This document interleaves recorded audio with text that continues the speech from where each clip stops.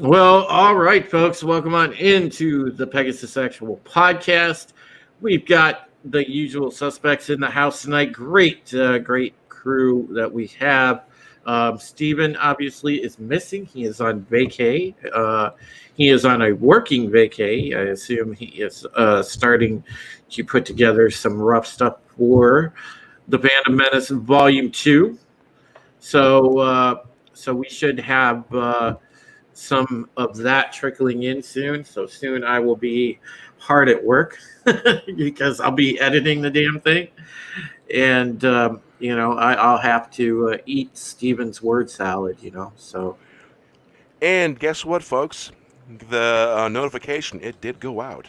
Oh, nice. Yes. finally, Hasn't are for you me just. that. Are you 23 you, seconds probably ago. hasn't for me, and I get all my 20 notifications. Oh, there it is. Okay, never mind. My notification 23 came through. Yeah, 23 seconds ago it popped up. I just wanted to check and make sure it did, and that's awesome. Oh, there All we right. go. Yep. All right. So It only took tonight, a minute, but it worked. Okay. of course, we have great Culture Casino with the best hair in the galaxy. We've got the lovely Jane Theory. Hey y'all. And we've got Bear Nerd Fun and Script Doctor PhD, my buddy. So, hey. so tonight's episode is episode 16. Now we are on Sacrifice, which I don't know. To me, this is kind of like more Lee's Days of Our Lives. That's kind of what it reminded me of after. Hold on one second. I'm sorry to interrupt, but Bear, do you have a beard? I do. Oh, so can we call you Beard, Nerd Fun? Yes. No. Yes. Because it looks good, sir. Beard, thank you. Nerd Fun. I like it. Yeah, I am trying to adjust my. I forgot to put my green screen down, and that's why it's all flickery like that. Nice. Yes. Yeah. Good evening, Lady Mist. It's great to see you, by the way. And I'm sure we'll have the chat trickling in as we always do. And this episode, I don't know. It seems like the past few episodes, it's weird. It's been this thing for Lee where it's one thing after another, and I don't know. He's like going through a soap opera phase. Would that be like accurate to say? Yeah. I mean, Well, this is the writers desperately trying to follow the Pegasus 3-parter. And I mean, the last 3 episodes sadly have not been the best. Mm-hmm. They've been expositional heavy. Have a couple of character points. I liked Scar. Scar was weak. Scar was just establishing, like, it was an episode to establish that Kara's in love with Anders, which we kind of already knew, and that the fleet is actually going to be able to rebuild their Vipers after suffering so many losses. That's pretty much what Scar was. It was trying to do something under the veil of having like an ultimate raider, and it was nice to see that, or to learn that the raiders get reincarnated as well, so they can become more efficient pilots. But it just fell flat compared to all the other episodes we got prior to this. And it feels like there was like a change in some of the writing staff, because it just didn't feel the same level of caliber, the same level of depth that we've been so used to getting so far. And the same thing came with Sacrifice. This was a bottle episode. It was really just there to do one thing primarily. I mean, maybe 2 if you want to say, like, with regards to Lee and Duala. But really, it was just there for one thing. I'm not going to spoil what that one thing is yet, because we haven't got there. But that's really what this episode was about. So it kind of felt like a cheat to me, but that's just my opinion there. No, all right. Fair enough. I mean, I like I said, I liked. I thought Scar was all right, but I'm more of a sucker for that action and the the whole like dog fighting thing. So they kind of had me roped in with that, I will admit. Oh, that could have been a really intense episode if it was just like a one-on-one thing between Kara and Scar? the Scar. Like they're stuck in the asteroid field and they're just kind of flying around, and it's just kind of like the Alien in the Tunnel type of thing from old school Alien, and just make it really tense. That's And a then good point. she's doing her flashback stuff, going through all of her stress points, not knowing where this raider is hiding out around her. Like you can make it really intense and make her all in that cockpit for the entire time. See, And now that would have been more fitting with what we've seen prior in Battlestar, as opposed to all these time jumps, all these little, like they don't build anything. They just pointed out all these little points of conflict between her and Kat, and then her and Lee, and it just kind of recycled itself over and over again. But I'm sorry, we're talking about last week's episode. This week's episode doesn't do that. This week's episode is an intense hostage situation with my favorite, Dana Delaney, Lois Lane, the voice of Lois Lane from Superman the Animated Series, the voice of Andrea Beaumont from Batman Mask of the Phantasm, Ron Perlman's wife, great actress. Dana Delaney, she's always on point, man. That's the thing about this show. They always had really good guest stars. If you noticed, whenever they had a guest star slot, man, it was always good. Ruth Korean, what's up, buddy? You were right. I kind of agree with you. I like the Cat character development from last week. That was pretty awesome. But Script Doctor is on a roll, man. He just came in, broke it all down, like bam. Would you expect anything less? No. I mean, you're right. You're right, Bear. I'd be very surprised if he didn't. Exactly. I'd be like, "Are you feeling okay? Are you running a fever?" Who the heck is Kat? I mean, yeah, no, I'm kidding. But we got better character development with her in the episode prior with the black market and the pill popping and all that stuff. This one here was just kind of, I guess, building off a little bit of it for a rivalry. Mm-hmm. But it was a decent rivalry. It was a cause and effect rivalry. Kara wasn't doing her job; she was mentally distracted, and Kat was calling her out on it.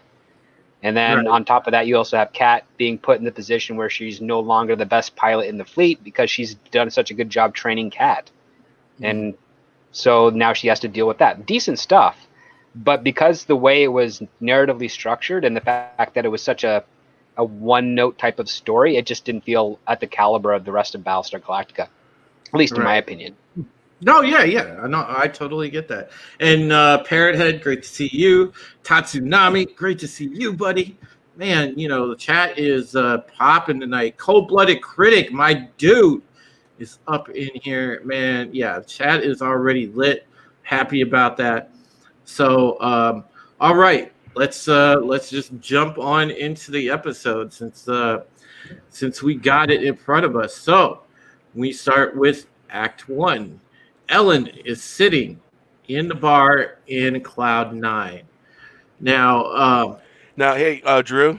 Mm-hmm. I'd like to point out that Ellen actually she kind of gracefully walks in. Oh, wait, Bear! Before you do that, I screwed up. I should have went back to the teaser. I'm sorry. Let's go. Yeah, the teaser is what happens. Dana Delaney's making her notes and writing a manifesto. Yeah, so sorry about that, guys. Let me back up. Wow, I just totally just jumped ahead. Well, if you use the wiki, they have a teaser. Yeah, I'm hyper. It's all right. All right, so basically, we've got Dana Delaney's character, Sesha, and she's typing up this document on the Cylon MO, and her room's kind of, sort of conspiracy-like. Well, her room in general is kind of just, there's a ton of articles laying around and everything on Cylons and whatnot, and Sharon specifically. She finishes typing and looks at a picture of her husband. We go into a flashback sequence. Her husband's running down a corridor. There's an explosion. Cylon raiders close in. It's straight what looks to be a passenger liner. inside the ship, we see that her husband is kind of in the corridor, taking a lot of the damage, and he dives to the floor, and then we go back to the present, and she continues to look at her husband's photo. Then we go back into flashback. He's the husband is sitting there as the corridor is depressurized. He loses his grip and he's sucked out into space. So we know her husband's dead. And, we're back to the present now. She's looking at the photo, typing, looks around, finds a picture of Karen, and she's looking at that intently. And then we get like a tighter shot of a Post-it note next to a photo that states it's a recent photo of the second Sharon model.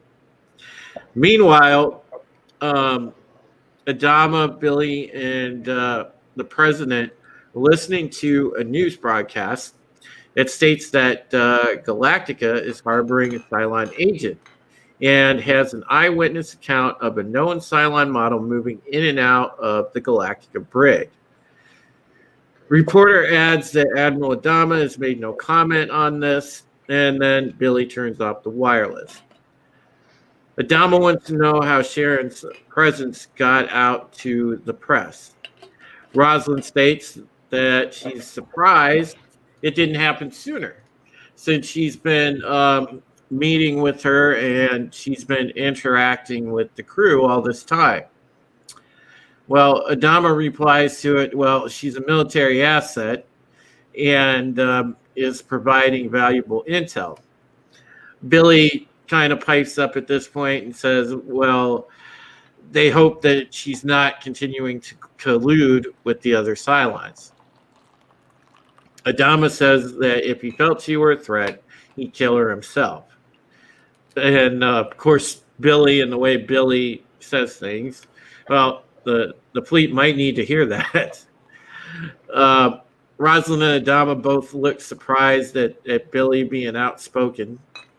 And he adds to it that they need to believe that.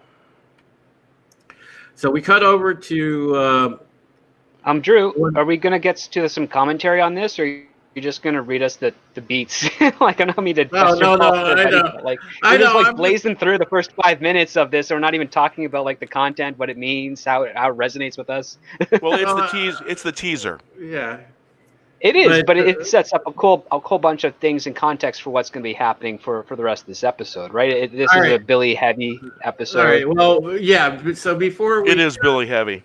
So before we get to the scene with Billy and Rosalind in the Galactica corridor, so far, let's kind of go around and see what you guys think. So, Culture, we'll start with you. What do you think the way it's shaping up so far?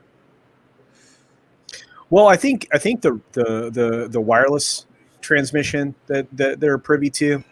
I think that's somewhat ominous. I mean, it's not it's based on a leaflet that's being passed around the fleet. It's being it's reported as news, although it's laden with obviously speculation or half information or whatever. It sets the tone for being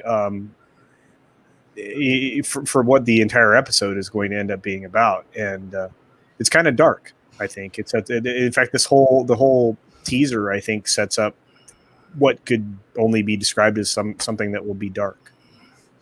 Mm-hmm. Jane? I mean, I just find it interesting that they described it as harboring versus captured or interrogated.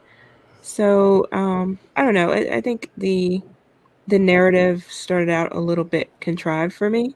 Okay. And despite Lee being in it a lot, it wasn't one of my favorites. No, you make a great point with that, Jane. That is a great point. Mm-hmm. Because what you have here is you have this conspiracy nut, which is Dana Delaney, who is fueled by vengeance, by wanting revenge or justice for her husband's death at the hands of the Cylons, learning that there is a Cylon prisoner aboard of the Galactica, and then insinuating that it's not an actual prisoner but a collaborator through clever wordplay via this wireless network. She was spinning things.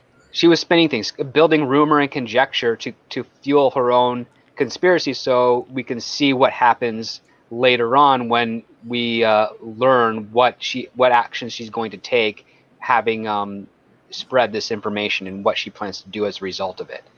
I mean, it's definitely a rough opening teaser. I'm of the mind that if you can have your teaser be a minute or less and it actually nails the point of what you want, what the show is going to be about, the rest of the episode is usually going to run far smoother. And you can see this in examples such as Star Trek, which is where Ronald D got his feet wet with trying to do a brief set of teasers. This one is a little longer in the tooth, but it's laying down the groundwork because the main setting is going to be somewhere else that's not on Galactica, and it's going to be that intense situation that they want to follow through. So that's part of the reason why I don't think this episode is so great, but it is still pretty decent with what it's trying to get across with regards to the conflict between the civilians and the fleet and the office of their presidency and the public representatives. Right. Do you guys remember what they named the media in this episode? The Colonial Gang? Was it one of their broadcasts? That was kind of like a talk show, if you're talking about that.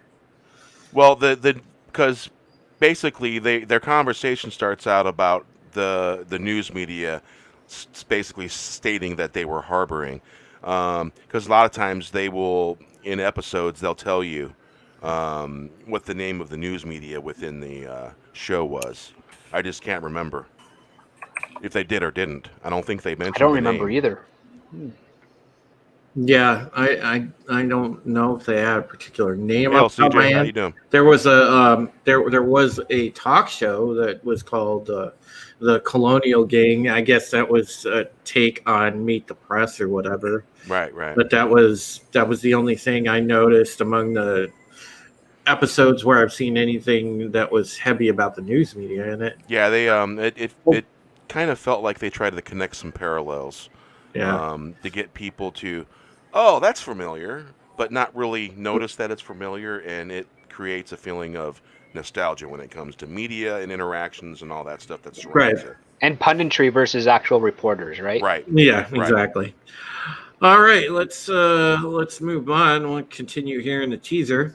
So we cut to a scene in the Galactica on the Galactica now, where Billy and the president are, walking through the corridor, talking together, and she kind of comments about him being outspoken and wonders where it came from, and Rosalind says that allowing Sharon to live and continue her pregnancy is uncharted territory, and somebody needs to be asking the hard questions. She said that she wants to acknowledge her existence and make up for a case why Sharon should remain on board Galactica. Billy disagrees and thinks that they should trust the people. He said they should tell the press the truth, that since they know so little about the Cylons, they won't get rid of the one source they have. And she looks at him and says, it's that simple. And, to a degree, I agree with Billy here. Now, Well, yeah, he's kind of stepping into a chief of staff role and, being the voice of not just reason, but also of skepticism in the case that the president's doubting herself. So he's there to sort of encourage and also ask the questions to make sure that she's staying true to her own convictions. Sorry, Bear, go ahead. Chief of staff, chief of state, he's carrying a couple different shingles, I'd say. Yeah, definitely. He's got some stuff thrown on him. Yeah. He's carrying 3 different shingles. State, chief of staff. Shit, how many other ones is he carrying? He's a confidant, advisor. Advisor, yeah, right? Yeah, I mean, he's doing Son, basically. Son, small-time counselor to the president, Yeah. Emotional support. Man. And well, she's also grooming him to become president. I mean, that's even that's true. That's true. Had he lived, But God, yeah, had he lived, you guys Are you spoiling this for the people that haven't followed along yet? Snap, my bad. Glad I didn't do it. Yep. Hey, what's up, George? Hey, Greetings, George. greetings, everybody. Greetings. Welcome, buddy. So yeah, God, I feel like a dick. I just dropped the. I almost did it, and then you did it. I'm like, oh, God, I didn't do it. Oh man, okay, Cut that out when this goes archived. somebody just paste the dildo to my forehead. I get the dick award of the evening. Oh God. So yeah, George, you just walked in on me, just absolutely making the biggest foobar ever. So, no, that's okay. It's not unrecoverable. Yeah. Hey, that's not as bad as playing a song and forgetting to click the audio. You're grooving to it. No one else can hear it. That's right. I don't done know. It. I don't know, Barrett. It's up there. All right, so just to finish this off, yeah. So as soon as he turns around, Dee's walking the opposite way down the corridor. Billy asks Rosalind, "Hey, can I have a moment?" And he goes off after Dee. Now in the quarters on the Galactica, as it cuts to a new scene. Billy puts gives Dee his old ring from college debate team. She starts to say something, but he keeps talking, and he basically professes his love to her, and that he knows that hey, I surprised you with this, and that they can take their time. She says, "I can't marry you." Yeah, he asks by assuming she'll say yes before he even properly asks the question. Right. Yeah, and he's a little he's eager. He's very eager, very excited, and thirsty. He's not following. Yeah, thirsty. He's not following facial cues. He's so caught up in the moment that he's caught up in his own moment and not really noticing the little facial tweaks that she's sending off. But it also seems like they never had a conversation about this before. Yeah. But they're going. Well, they've gone from one emergency to another, and they've never really had a moment just to breathe. I don't know. Like, haven't any one of y'all ever just snap proposed to somebody? No. Have you, Drew? No, never. Okay. Oh, bro. No, I've never done that. George, I don't think you've done that. Yes, I have. Oh, really? Are you serious, bro? Yeah, stuck now for the last 20 years. Oh, nice. Nice. Maybe that's how they used to do it back then, but I don't know what even back then would mean in that. Yeah, conversation helps. Yeah, it's important. Yeah, but did you snap propose to the boss? Oh heck no! That took a lot of planning and timing. Yeah, no, the boss would have. No. I did it the proper way, and I even got permission ahead of time. I did exactly. You did it like a man. Hey, I'm telling you, the boss is cool. The boss is very cool. She actually, I didn't know the boss listened to my live streams, but oh yeah, she made Culture get out of bed and come on my live stream. That's exactly right. I was just like, wow, that's so cool. I was very tickled by that. That's awesome. But yeah, so go ahead. I'm sorry. Right way. No, absolutely, sir. You do it the right way. You have a talk with the father, which I did. In fact, of course, I already knew the man for quite some time at that point because there was a courtship, and there was no I don't know. Things are different now, but I couldn't imagine just going, hey, after date 3, be like, here's a ring. That's not that's not what you do. And I get that in this universe, they may not have a whole lot of time or a whole lot of options, but there should still be a conversation taking place. That's true. Yeah. Before a proposal. And Billy, what you're doing right now in this scene is not part of that conversation. Yeah. Damn it, Jane! I like your company. Will you marry me? Yeah, and you gotta remember when I can paint you a small little romantic picture. Those fireside, intense, on fire romances. I'm not talking about people hooking up. I'm talking about when people meet. They're either at a concert, they're at some kind of event where there's high energy, and once all that high energy comes down the level, sometimes Or just at an event where they're they high? they no, I'm being serious. Okay. I'm being serious. When emotions are high, they click, and basically what they did is they experienced the highest moment in their relationship, and then they got that from there to compare to. And so this is where a conversation and being able to hold one will sustain that relationship. Because otherwise, those kind of romances, when they start that way, they burn out really easy. That's why conversation's important. Yep. Mm-hmm. All right. So basically, getting back to the proposal, Dee apologizes, gives him the ring back, and walks out of the room. And he puts the ring back in his pocket, looking dejected. Obviously, we move over to the Cloud 9 now, and they're sitting in the bar on Cloud 9. Dee is telling Lee about Billy's proposal. She said that she was in shock and really couldn't say much of anything.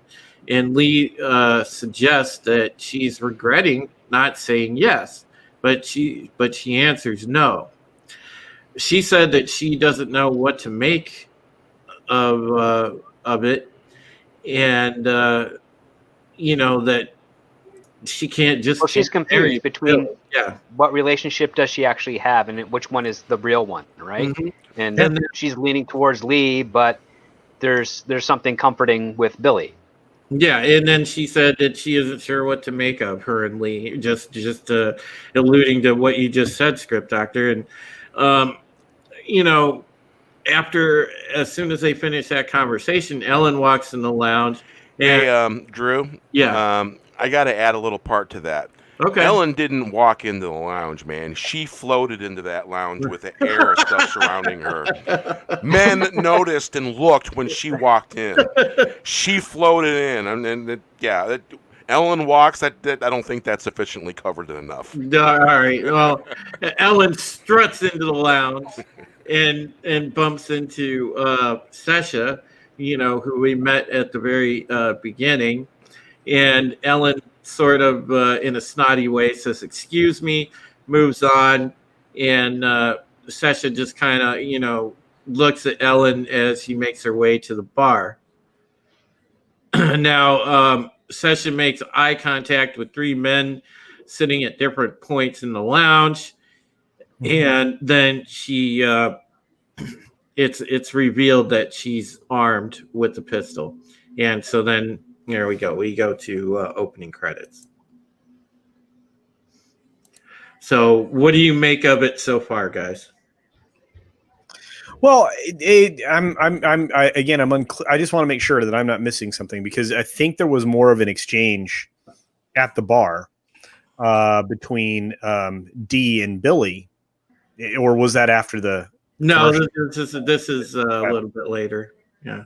Okay, then shoot. All right, I jump ahead so easily because I'm like right in the flow of it. But yeah, so all right. Well, I don't have anything else to add. Jane. Guys, sorry, I'm just gonna have to reboot my internet because it's lagging. Okay, no problem, George. Okay, no worries. All right, Jane. I mean, I wasn't paying too much attention to the initial part of it when she walked in. But I don't have too much to say about this particular section of it. I was still sort of stuck on the fact that this conversation was happening about Billy with Lee. Yeah, I know, right? That was just still very bizarre to me. It's a weird context. All right, because he's her CO, kind of like they're separate departments, but he still holds rank, and she treats him more like someone that gets to get advice from, as opposed to a relationship, like something more egalitarian, I guess. Yeah, it was just weird. Well, I don't know. Like, okay, what I'm thinking is, and I wondered this, like, Lady Mist, because Lady Mist, you're in the chats all the time. You've been here like from the beginning, so I gotta ask you, and I guess I'll pose a question to Jay too. So, like, is it usually a thing? Do chicks like tell their other dude about the other dude that's interested in him? No, that's what was so weird about it. Like, why are you sharing the details of one relationship with the next relationship? Yeah, if anything, they'll say like, "This creepy guy's been hitting on me. Can you help?" and that's kind of like how it goes. Like, I mean, even if you're playing the field, right? Like, that's just like, oh man, yeah. You keep your business to yourself. You don't kiss and tell. That rule applies to both. It's like, yeah, it's like that'd be like a girl going out saying, like, so you're sitting there having dinner with her, and she's like, so today my other dude proposed to me. What do you think about that? It's just crazy. It's unrealistic. It's like, well, it's a good thing you're dating me right now. We're going to bed together later, because then otherwise I'd be jealous. Like, I know, right? I mean, seriously, like, what is going on here? I mean, my goodness. Well, what we learned from Duella is that she digs shorter men, because Billy's huge, and Leah Dama is like, more average. So Lee's the prince. What was Lee at 5'9"? Yeah, go culture. In defense of Lee, I'm just going to say this: they'd already clarified that their relationship, through the furtive looks and things like that happened in the gym, 2 episodes ago. There was already clarity that wasn't going anywhere romantically at the time, and that obviously she'd moved on to another suitor in Billy. So I'm just going to. But there hadn't been words, though. That's the problem. She was still looking for him to actually say something. Maybe so, but women are always looking for words out of men sometimes when they shouldn't be, because men are about deeds. Nice, bro. You're right, but I think that, literally, she just wanted some words out of him. Like, either we're together, we're not together. What is it?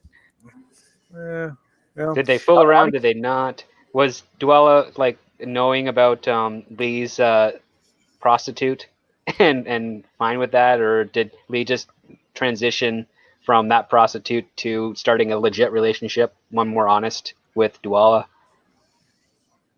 Like, we don't know. We're missing a gap there, which probably could have been filled in if they, wrote a better previous episode. Mm-hmm. Exactly. Yeah, okay, but in actually, Roof Korean makes a good point. I mean, at the time, sitting there at the bar with Lee was essentially letting Lee know that she couldn't marry Billy, right? So, I mean, that's essentially, she says that verbatim, I believe, in the episode. So if I get that, but she's also not saying this is where communication is two-sided, because if she's interested in Lee, there needs to be words there and so they're both guilty of not communicating whatever their intentions are. So I go ahead. I got a little fun fact. Fighter pilots, I'm going to assume that they use the same requirements for height in Galactica for fighter pilots as in fighter pilots in Tomcats, jets, whatever, in the Air Force. 44 to 77 inches. 77 inches is basically 6'5". Yep. And that's the maximum height. And I could have swore that the maximum height was like 5'10" or something like that, but that was for astronauts during the Apollo mission. Okay, that's where that comes from. All right. It was floating around, wasn't connecting. Hey. But yeah, in Apollo, I would say he's 5'10", 5'9". Well, Jamie Bamber is like 5'7", so. Oh, okay. Yeah, wow. It's perfect height to fly a jet. Yep. Yep. So yeah, a little fun fact there. Oh, nice. Well, here's the other interesting part is that, like, to your point with regards to pilot behavior, Bear, you would think Lee, who has been trained for many years, he should know how to aim, and he should know how to take that concept of aiming and be able to apply that to other decision-making aspects of his life, and also You with would his think. orders. Like he's actually quite direct with his orders when he gets to the command decisions sorts of things. But when he's communicating on a relationship level, it seems kind of lacking. Like, why is there a disconnect there?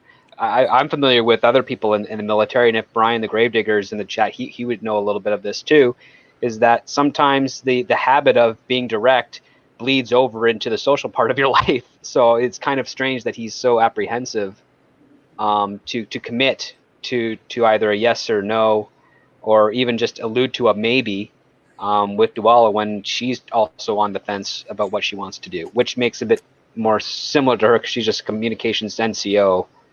So she Right. doesn't have the same type of discipline training on her actions that Lee does. Yeah, that's a Yeah. really great point. You think that in the writing that would be reflected? Yeah, I mean, sadly, as I mentioned at the start of the show, like right after Pegasus, the writing does kind of suffer a little bit, and I think it has to do with the fact of they're thinking, how do we follow up Pegasus, as opposed to just focusing on the actual story they're trying to tell for each episode and trying to make that the best. I still think they've got echoes of how great Pegasus was circulating in the back of their heads Right. during this tail end of the season. So yeah, basically, coming in from Ellen's floating into the room, and pretty much everything, pretty much almost, it has the feeling of everyone stopping and looking. I'm sure not everyone stopped and looked, but it had You that feeling. walked into the movie like you were Have any of you guys, into a any yacht. of you been to a 4-star club that requires basically suit? Maybe You ever been once to or one of those twice. clubs? I've been to a few in Chicago, and basically suit and ties required.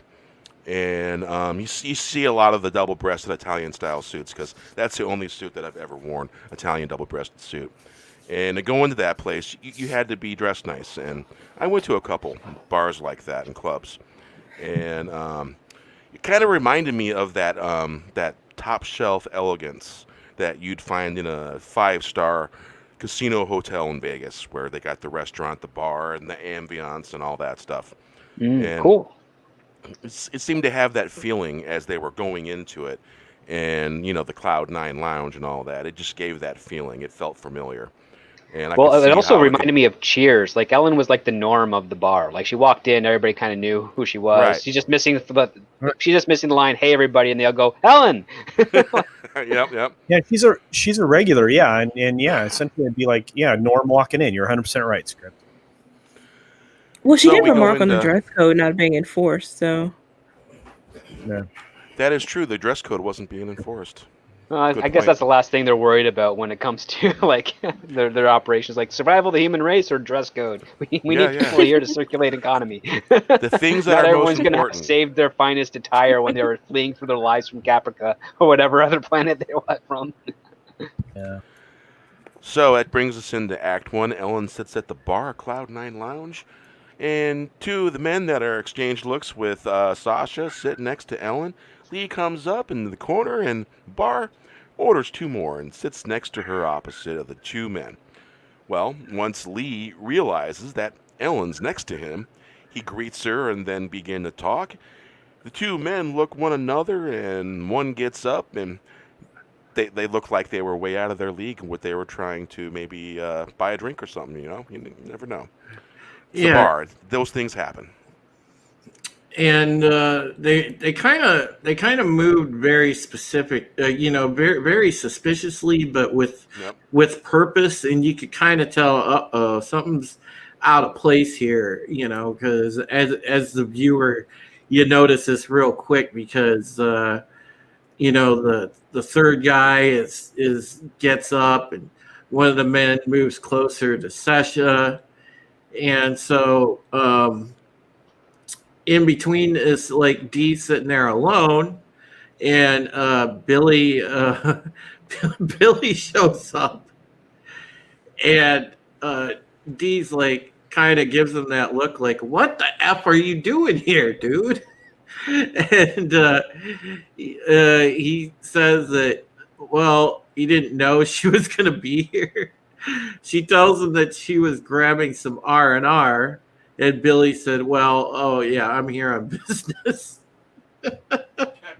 Which I'm not sure, did any of us buy that? I think he was sleuthing.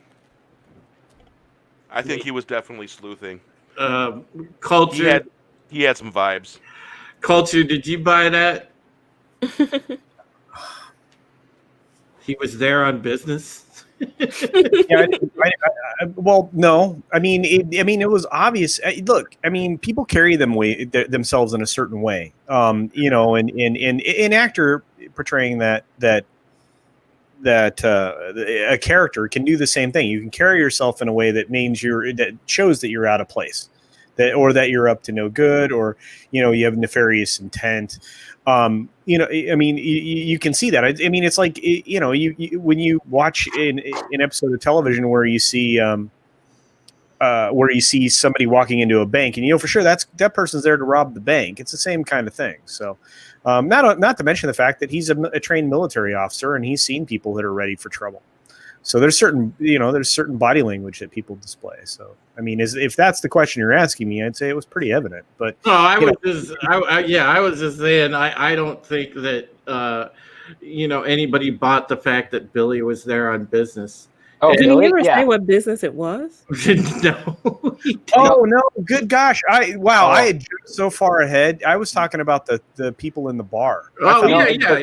You make a good point, but I got to bring up a funny story that happened to me in November. It was like my third date with my current girlfriend, and we're out at dinner. This is way before the beer bug, and we had one of those moments. This is a moment I've been on the receiving end of like multiple times, where some strange man who's a somewhat of a friendly associate of the girl I'm dating just finds us at a restaurant and approaches and says hi and tries to sort of like wedge in on the events. And this is when I knew I really liked my girlfriend, because she wasn't having any of that crap. Like, he came in, he started like trying to chit chat. She's like, hi, yes, can you go away? I'm on a date. Like, it just knocked him right down, because this was clearly a type of play that pathetic soy boys do when they see a girl that they know of a little bit on a date. They try to wedge in there and see if they can one up or rescue, the girl if it's a bad date. Damn. And then the girl will either try to be, polite and cheery and, slowly de-escalate the conversation and move things along. Or if it is actually a need to help moment, they'll, talk to them ad nauseum and then go about and basically like dissolve the date, as it were. Well, But it's just creepy. He laid the D down on the table. I didn't have to do that. She did that. She did. I didn't have to say anything. All I said to the guy was, "Hey, how are you?" And she's just like, "Hi, how are you? I'm on a date, so if you want to talk, we'll talk later. Bye." And just pushed him away. And as soon as that happened, I was like, "Yep, I'm good to go here." And we ended up having a fun night. But like, I've seen those tactics before. I had that tactic happen to me in college once, and same thing happened. And my sister was maitre ding at the restaurant I was at. So while they were talking, I just got up, went over to my sister, and said, "Hey, listen, send them over an expensive bottle of wine and leave the bill. I'm going to go home." And she did that for me. And then I got a text from the girl I was dating. He's like, "Why'd you leave?" I was like, "You seem to have more fun with someone else. I hope you enjoyed the wine."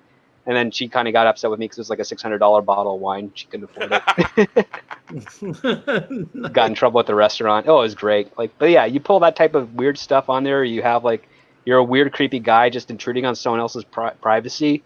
Yeah, you're bad form for dating in my book. That's why you go 40 miles out of town and pick the best restaurant that no one's ever been to.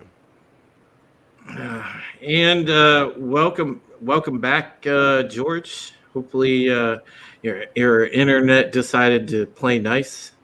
Yeah, it's been bugging me all day, and so I finally decided to just change routers at the house. Oh, there you go. So have you guys noticed that I haven't roboted at all? Yes, that's good. It's because I'm using a VPN. Nice. Yeah. Avast isn't the best VPN on the market, but it's decent. and the price was right, like Oh, there you go. $38 for the whole year. Send an email out to them, Drew. Get them to sponsor the show. But yeah, ever since I started using the VPN, I have not roboted in live streams at all. Very minimal. Wow. Yeah. Nice. So that just could tell you that internet providers are screwing with people.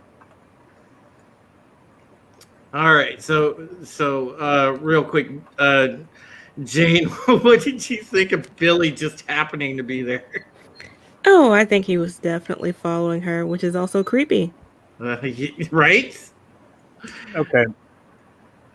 Yes, that was creepy. And remember the other part I said for like 5 minutes from now when we get to the actual scene I was talking about. Okay. All right. So. All right. Let me be devil's advocate on this one here a little bit. All right. Now, all right. You're in a new relationship with someone, Mm-hmm. and it looks like it might be going somewhere. Mm-hmm. You see some alarm bells. What do? Do you investigate or do you ignore it? It could be taken a few different ways. You can either go investigate it or hope against hope that you just imagined it. Or you can go investigate and then get the information for yourself. I don't know if I would consider that creepy. He seen some alarm bells and he went to investigate. Maybe the way that what he said, and it's like what he should have said is, well, I felt I had a really weird feeling and I just wanted to do some investigating. And so, no, yeah, I did follow you here. Sorry. And then move on. Oh, wow. All right. So, number one, I don't go investigate so that I get stalking charges.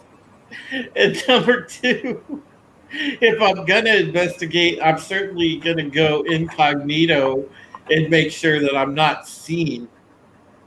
Because, yeah, that's probably not a good idea. Because if you get seen, yeah, then you will get the stalking charges. So, that's not a good idea. Now, I would say if you're well into a relationship and you get alarm bells, then maybe it's time to investigate. But yeah, that's a little early on. You don't need to investigate if you're well into a relationship. You just call it out right then and there, because if you're in an established relationship, you've already invested enough time. You don't have time to waste if this is going somewhere or not. And if it's starting of the relationship and you sense alarm bells, just basically just roll with it. Be like, okay, this is probably not going to go anywhere. Let's just wait it out and see what happens. Don't waste your time fretting over a potential that hasn't been solidified. And if you do get something that has gotten a bit more sturdy and there's some alarm bells, you gotta drop those as soon as possible and get them dealt with quickly, because the last thing you want is either one party investigating the other over weird happenstance. Right, exactly. Because it makes neither side look good. All right, so we'll continue on here. Well, what is that? Roof Korea 92. Mm-hmm. Yeah, I could agree with that sentiment, because he wasn't threatened by Billy. He got up and gave him privacy, and oh yeah, Lee, he's a stand-up kind of guy. Flawed character every now and then. We're all human. But, it was the right thing that he did. I agree with that. Jade says, Lee is the prince. He's not bothered by any guy. Oh, Jane, you like you some Lee, don't you? Big simpin'. Well, he's the admiral's son, a captain. He's a war hero. He's helped save the fleet multiple times. He can get any woman he wants, pretty much, I'm sure. Oh man, Angelus is giving you a hard time, Culture. Oh man, all right. I deserve it. He's right. I was like half a scene ahead. So bad me. All right, so Lee walks up with the drinks and he sees that Billy's there. Billy greets him, gives him the nod, Captain Adama, and then it finally dawns on Billy that okay, they're on a date. Dee starts to say something and asks Lee to give them a moment. Lee starts to move off, but Billy says, "No, have a seat." Lee looks at D, and then he turns and heads back to the bar. Ellen's sitting at the bar as Lee returns with the drinks, and Ellen turns around and sees Billy. Billy says to the D that they were at least honest with each other, and yet she allowed him to propose to her yesterday, even though she was planning to come to Cloud 9. He admits that maybe giving her the ring was stupid and that things might not have worked out between them, but that she should have told him about her and Lee. Oh, Well, what's this really? allowed part? Like, why? Yeah, I know, right? Like, what's this allowed part? She doesn't allow anything. He blindsided her with this. You can't allow for that. Yeah. And they weren't exclusive necessarily. I mean, did they have that conversation? Clearly not. No, it didn't seem like they ever had that kind of conversation where it was like, well, you know, hey, do you want to go with me? Do you want to be my girlfriend? You know, I don't think they had that kind of conversation. Well, I submit to you, because they are in constant fear and war. In a situation like that, the courtship usually is thrown out the window, and people get right to the point. Yeah, This is true. We thought that, but they'd had that date on that one ship early on in the season where they're like, hanging out with that crowd of people, watching the stars and the ships fly through. Like, that's where you can do your socializing to a point. I mean, Exactly, they may that have to happened book and dating. reserve it, but there's opportunities to talk. And, well, like something as serious as marriage may not be the forefront of a conversation, there has to be some level of commitment or understanding of what the relationship actually is, given their circumstances. Exactly. Because they had been going out, so there was opportunity.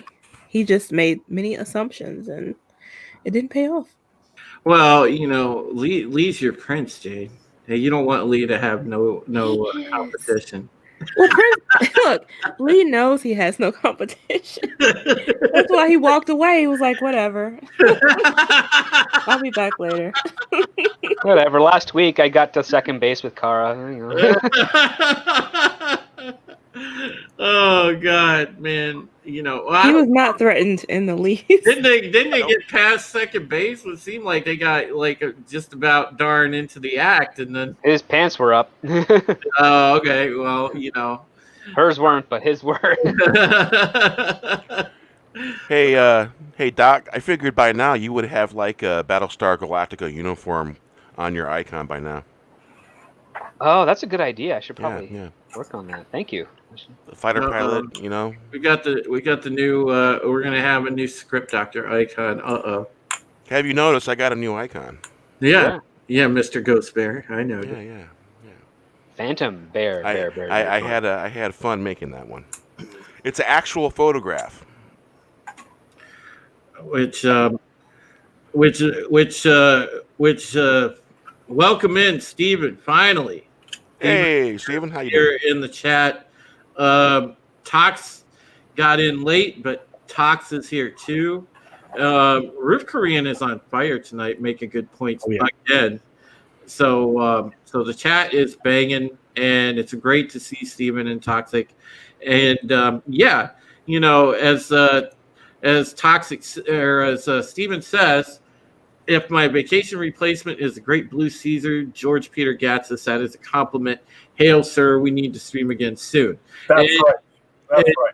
And I do want to say, my buddy George Peter Gatzis, I haven't had a chance to stream with George in a while. It was nice to get him on as a guest. And by the way, folks, George is one of the nicest folks that you can meet.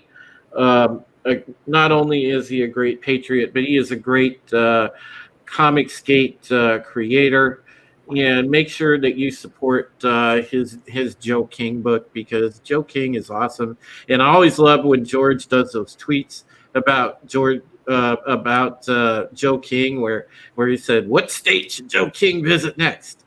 So those are awesome. So make sure that you check out George's Joe King book, and think about supporting his work because it is very good.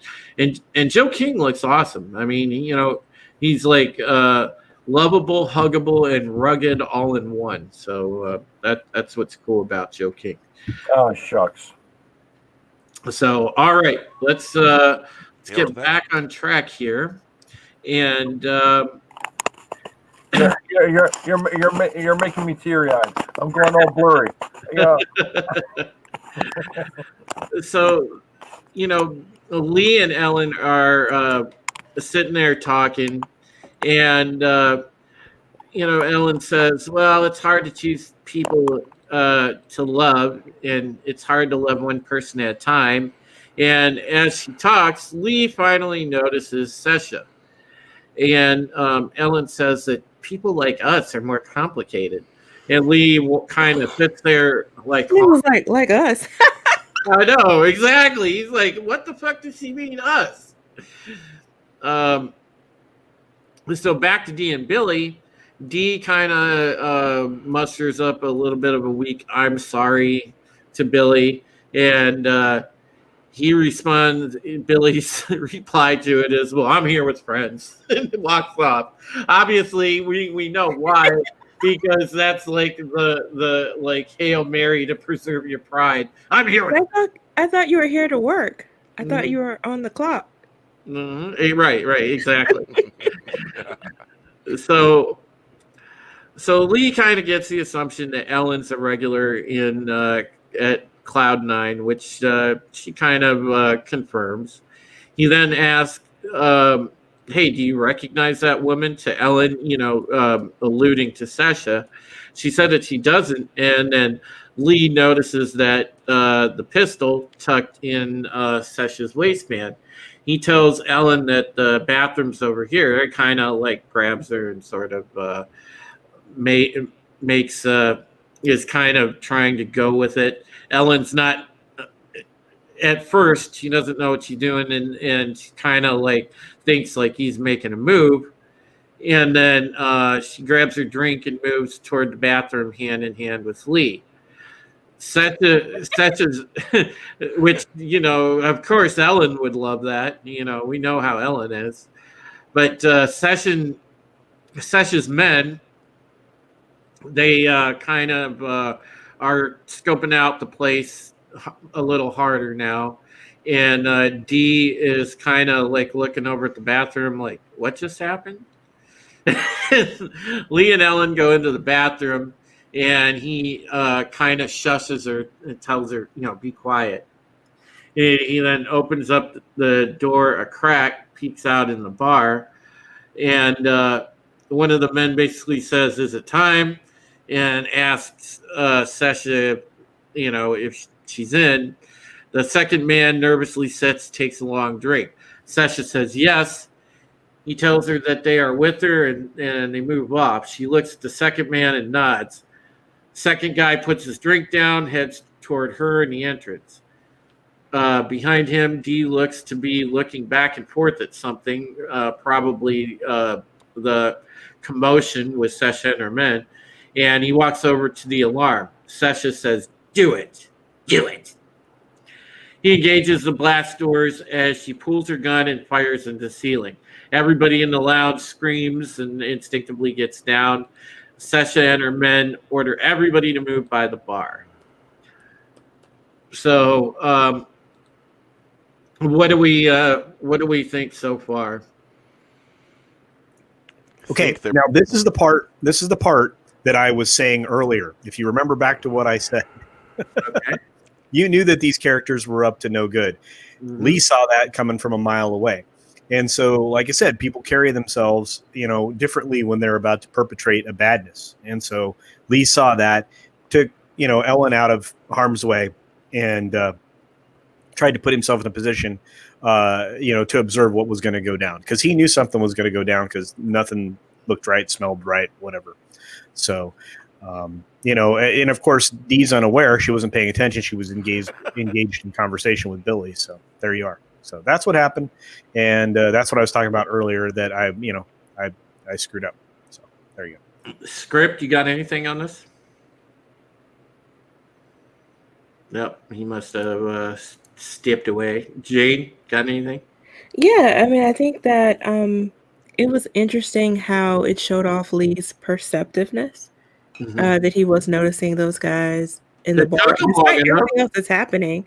Right. It was so much other things. There were so many other things happening. I'm surprised he actually noticed it all.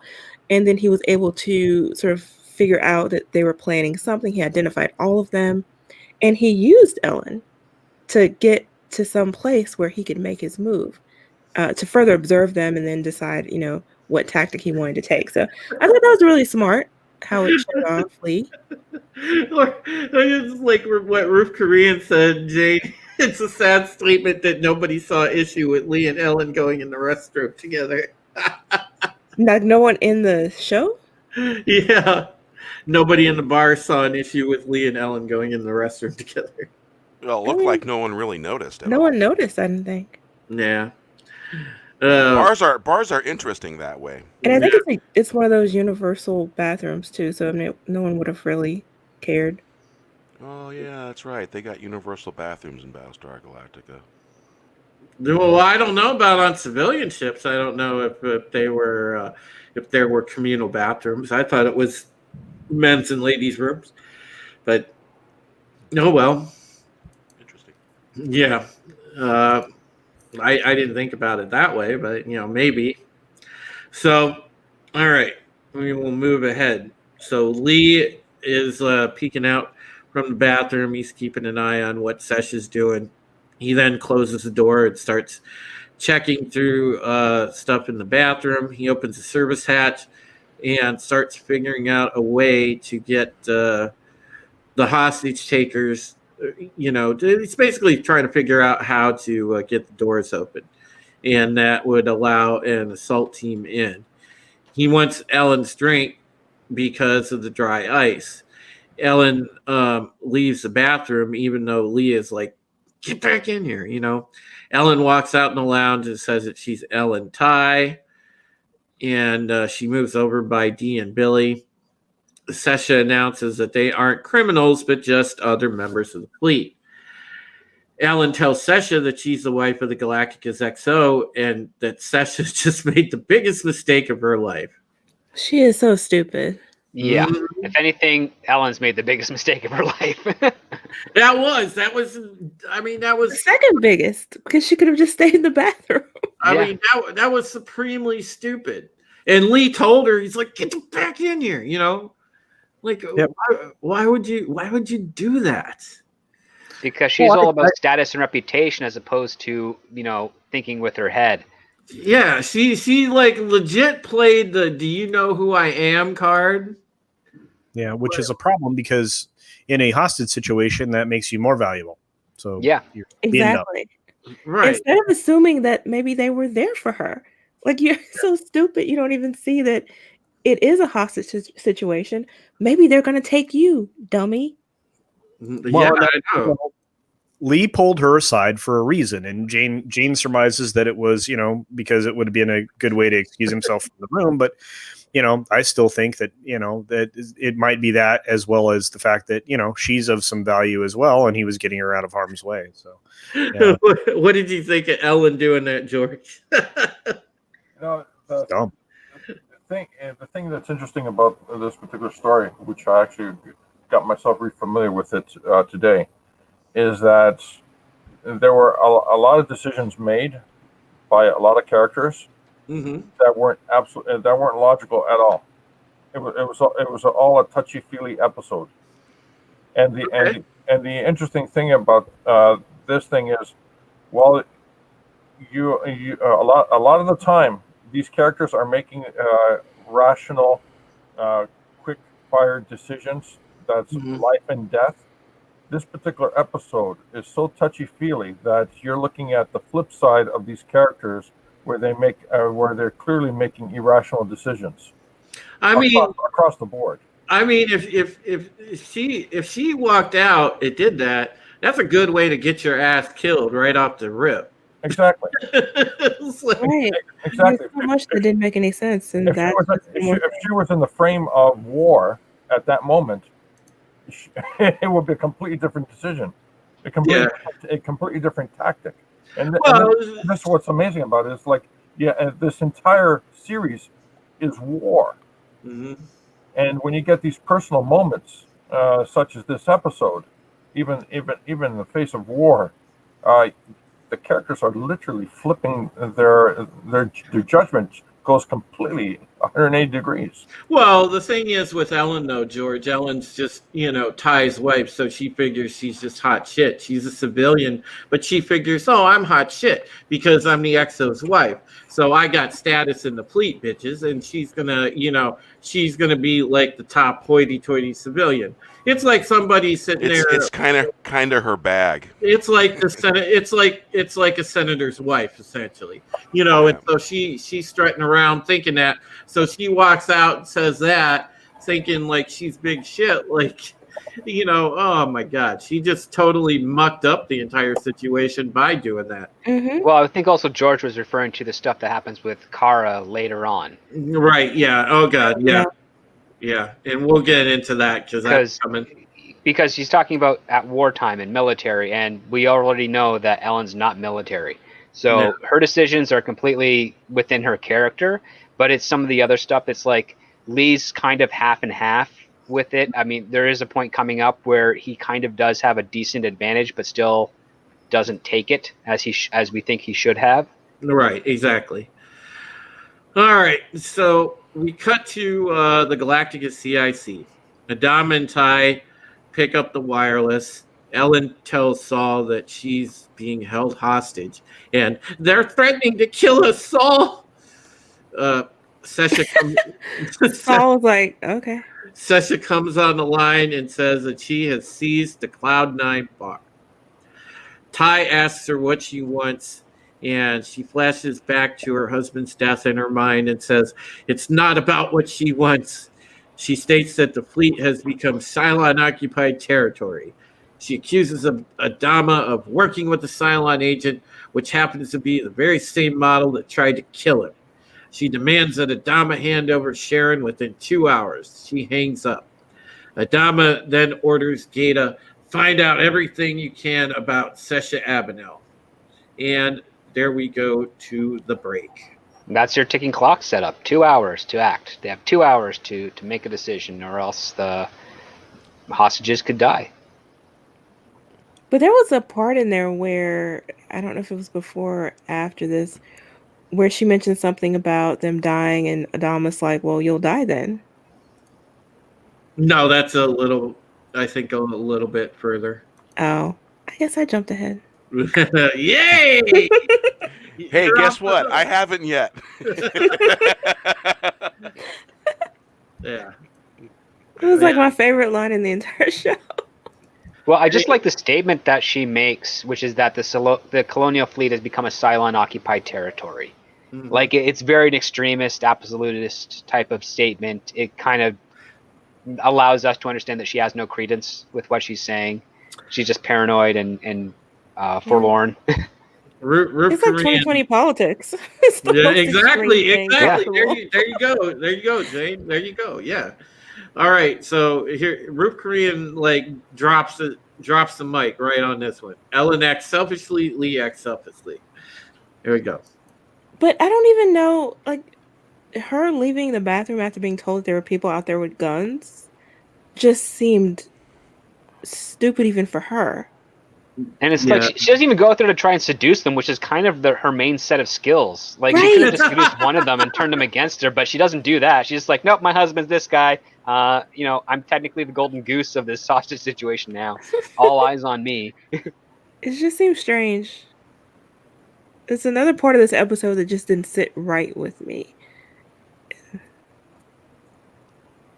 I don't think she would have done that. I don't know. Yeah, it seems a little contrived because while they are trying to follow the rule of don't make anything easy for your heroes, they aren't sticking to the rule of consistency with character and desperation. I mean, she's definitely an attention whore, for lack of a better term, but I don't think she would be so cavalier in this manner yet. I think that would happen later on. I think when the stakes escalate, that's when she'd probably start making a threat, and she wouldn't make it as a plea, but she'd make it as a threat. Like, you don't touch me, you don't touch them. I'm married to the XO. He will, he will kill all of you if any harm comes to me or anyone else. Like that, I can understand that type of braggery from Ellen, but her just volunteering that information without anything to gain from it, because that's all Ellen does. Everything she does is for her own gain. Yep. And I couldn't make the leap to see what she would gain from volunteering that information so early on in this context. Yeah, that's true. All right. Culture, you got anything? Or No, I agree with Script. I mean, Ellen does have a particular set of skills, you know. Yes, she does. Well, the scuttlebutt is she slept with half of the people in the fleet before the invasion, right? That is the scuttlebutt, indeed. Yes. She a hoe. Oh man, yep. There used to be a She rap. could have walked in there and be like, "Time to get some gardening done," and then beelined it for one of the male cohorts, and used her feminine wiles to either get his gun or get him to turn coat on his colleagues. Yeah, well, I don't think she was thinking about that. So, all right. We move into Act 2 now, and Gata reports that Sesh's husband died during a Cylon attack on the Greenleaf about 10 weeks ago. Gata says that Lee, a half squad of Marines, and Starbuck are on Cloud 9. And this is convenient because we never fucking saw him. But anyway, Adama orders Starbuck to be reached on the wireless. Now, meanwhile, inside the service access way in the bathroom, Lee locates a CO2 sensor. He tries to use the dry ice in the drink to trigger the sensor. Which was so smart of him. Yep, I thought so too. Jane's like, oh, Lee. Here you have a soldier realizing he's outnumbered, trying to use his head, trying to find a way to communicate to someone else that there's an issue happening in the lounge. I am a little disappointed at how convenient it is that Kara's also on Cloud 9. Yeah, that was like uber convenience, dude. I'm like, well, what the fuck? We never saw her. Well, it just shows his mechanical ingenuity because he's a pilot and he's also a mechanic because he's worked on stuff like that, and it makes sense that he would know stuff like that. And I thought it was a great moment. Or maybe he just went. I love the dry ice and the maybe he CO2 just went sensor. Maybe he just went to high school and learned basic science. Because I mean, I think we could all probably figure that out. Well, yeah, he was making deduction. Like, okay, we're actually not on a real planet. We're in space. If you fire a weapon, that's going to cause an issue. They've already fired the weapon, so what can I do to try and alert other people? And what options do I have? And the only option he saw was like, oh, she's holding a dry ice drink, and maybe there's an access to a point where I can trick the sensors into thinking that there's an atmospheric leak and get some people down here. Yep. So basically, he's trying to trigger that sensor. One of Sesh's men realizes that somebody's missing. He tells one of the other men to check in the back. The other man points out that there seem to be a number of possible military types among the hostages. The first man said that's what they wanted in order to get Galactica's attention. The second guy looks like he's about to have a breakdown, and the guy that's kind of in charge of among the three of them, among Sesh's men, tells the third man to go and check the bathroom. So Lee notices the guy heading for the bathroom. He leaves the drink by the sensor, which is slowly rising, and moves back down the service access. Sesha and her main henchman hold the hostages under armed guard. Billy kind of sits there with looking kind of like deer in the headlights, kind of tense. Meanwhile, Sesha's man enters the bathroom, checks the stalls. Lee drops the guy and takes his gun.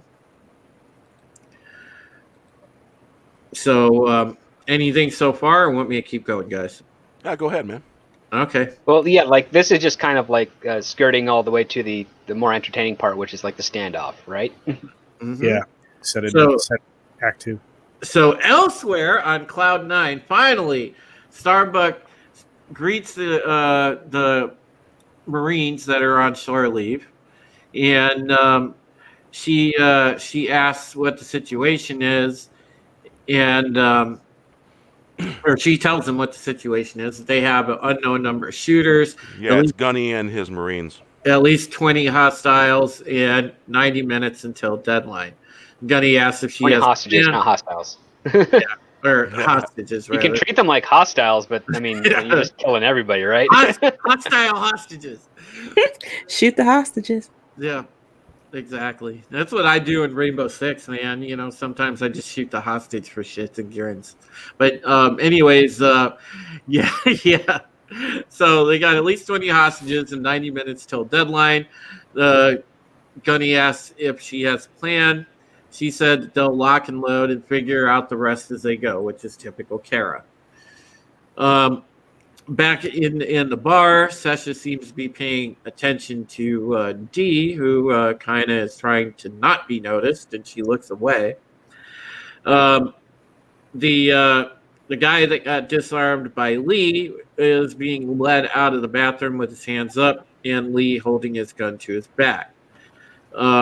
The main guy in Sesha's group wants him to drop the gun.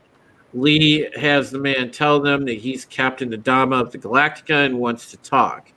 Sesha says nothing, but notices D's intense look at Lee and remembers that they were there together. Sesha orders the other man to point his weapon at D. She tells Lee to give it up or D dies. Lee says that if she dies, her man's going to die too. Sesha says that Lee won't shoot, but her main guy will. She said that he'll shoot D. Lee gives up the gun like a fucking idiot. Yeah, because he could just slightly aim his gun towards the guy holding a gun at D and then just take him out before she can react. Yeah, that's him. Like, he's a pilot. Crazy. We just saw in the last episode that pilots do that vertigo training where they have to hit the target, and the best was like 4, and then Cat beat it with 5. You think Lee could probably do something similar, right? Especially when he's not disoriented. And this is exactly the opposite of his last episode, where he was told you won't do it, and then he did it without hesitation. Oh, yeah. right. Yeah. And now from suddenly Black he Market, hesitates. Exactly, So, and it's now this Basically, happens. he was emotionally compromised in his decision making when it comes to D. Yeah, I understand. But he was emotionally compromised with the little girl in the black market, and just pulled the trigger. So Yeah, it's an interesting contrast. It's a good point. it's a contrast. It's not consistency. He had the advantage. Like, he has a human shield, so even if Dana Delaney shoots at him, she's going to risk hitting her own man. So he can just point that gun at the guy pointing the gun at Duala, take him out. And worst case scenario is that the guy he's holding hostage throws an elbow at him, but he's still got the gun. So Right. Any situation is it's not as like without limited choices as you would expect. Now, if there's someone behind Lee at the same time, then you're in more of a pickle. All right, so I want to pose this question in the chat, and I want to pose this question, to the people here. If you were in that situation, so, do you just take the shot? Because especially if you're a trained marksman anyway, and you've got a short distance shot, no matter where you're at in the bar, common sense tells you your reaction time is probably going to win out, even if the fact that, somebody is holding a human shield, you can still get a shot, especially with a pistol. And I want to know what the anybody that has any experience with firearms here in the chat, would you take that shot? I sure as hell would have just taken the shot, because the situation would have been over at that point. Wait, if you're in Lee's exact situation where you have a human shield and you have two opponents, one aimed at gun at you and the other aimed at gun at civilian, would you take the shot? That's the context, right? I'd take the shot, because if I'm that good of a marksman, I'm going to get a headshot and not have to worry about it. Before she finished the sentence, you won't do it. Her man would You should be have dead. pulled it.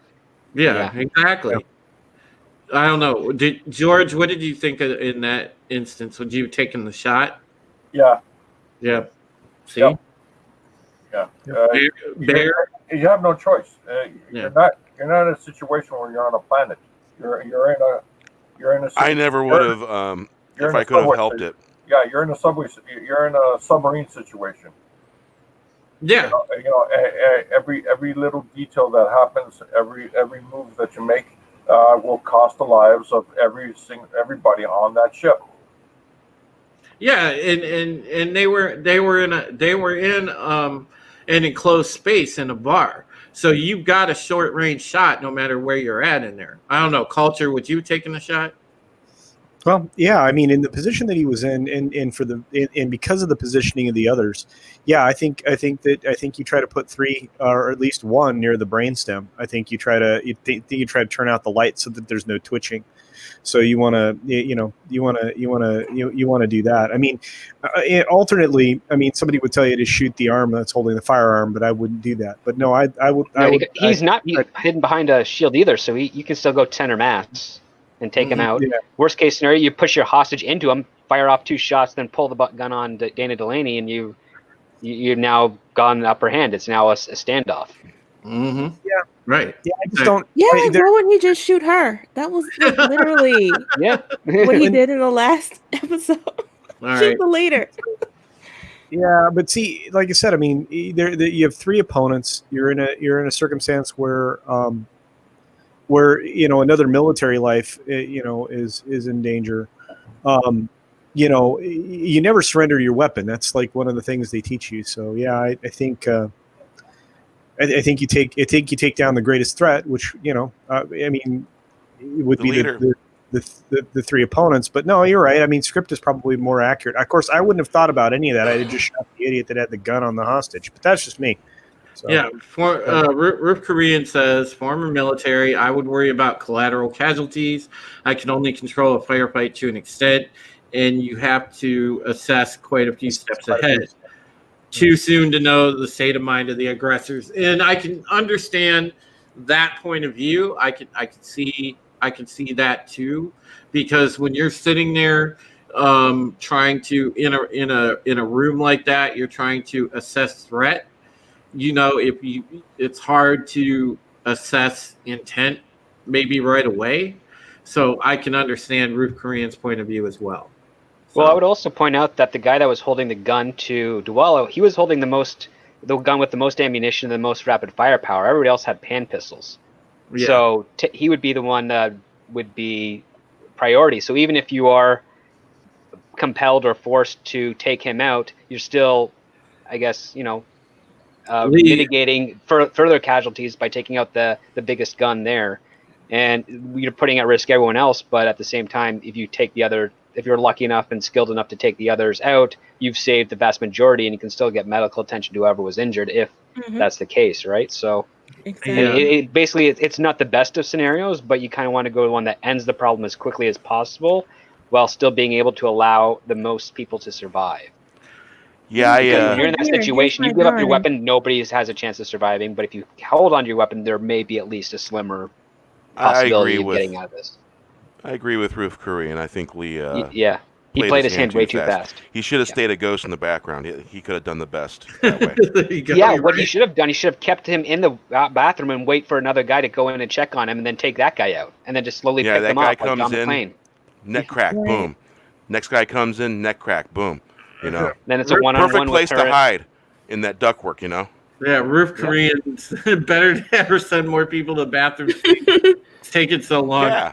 Though it would be like such a common trope. Yeah, he's right about that. But it would have been realistic. Well, as soon as she sends the second guy in and he doesn't come out, she's like, okay, nobody go in the bathroom. And then that kind of forces Lee to come out. But there's clearly someone in there. And then that's when she grabs a hostage and says, I will kill this person if you don't come out of the bathroom right now.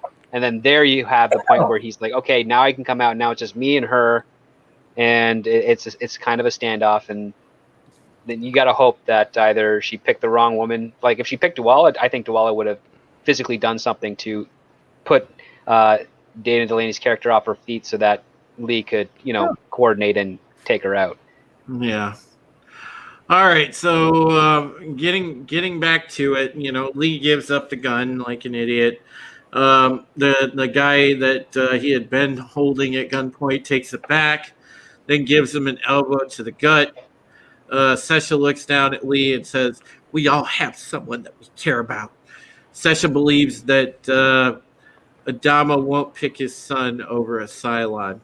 Lee moves over by the bar near Dee and Billy. The CO2 sensor then goes off. Her head henchman shuts the alarm off and reports that the CO2 levels are high. He thinks that they are being suffocated. Session wants to know if it's a trap. Lee bluffs and says that there are reasons why not to start shooting on a spaceship and that they probably nicked a line. He then asks her to let him talk to Adama to see if they can all get out. And that goes back to George's point that he made just a second ago about the perils of shooting on a spaceship. So good point by you, George, by the way. But I wonder why they weren't able to actually do that. Like, take the oxygen out of the room, have everyone pass out, and then collect the bad guys. That makes too much sense. Hey, that's a good way to do it. No. Jane knows her space schematics. It's not possible because the moment the oxygen starts coming out of the room, they can't decompress the room quick enough to make everyone pass out.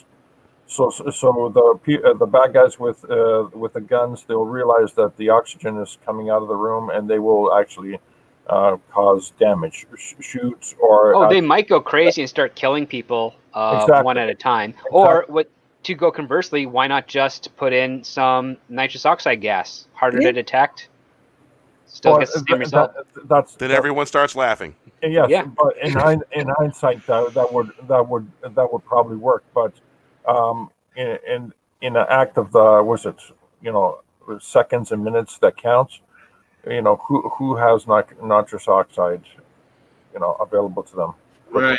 True. I mean, think about it. Basically, they have 2 hours to try and figure out a way to get in there. So yeah, you're looking at, okay, how fast can we get nitrous oxide if that's an option, and then does that allow it to actually work as a plan? Yeah.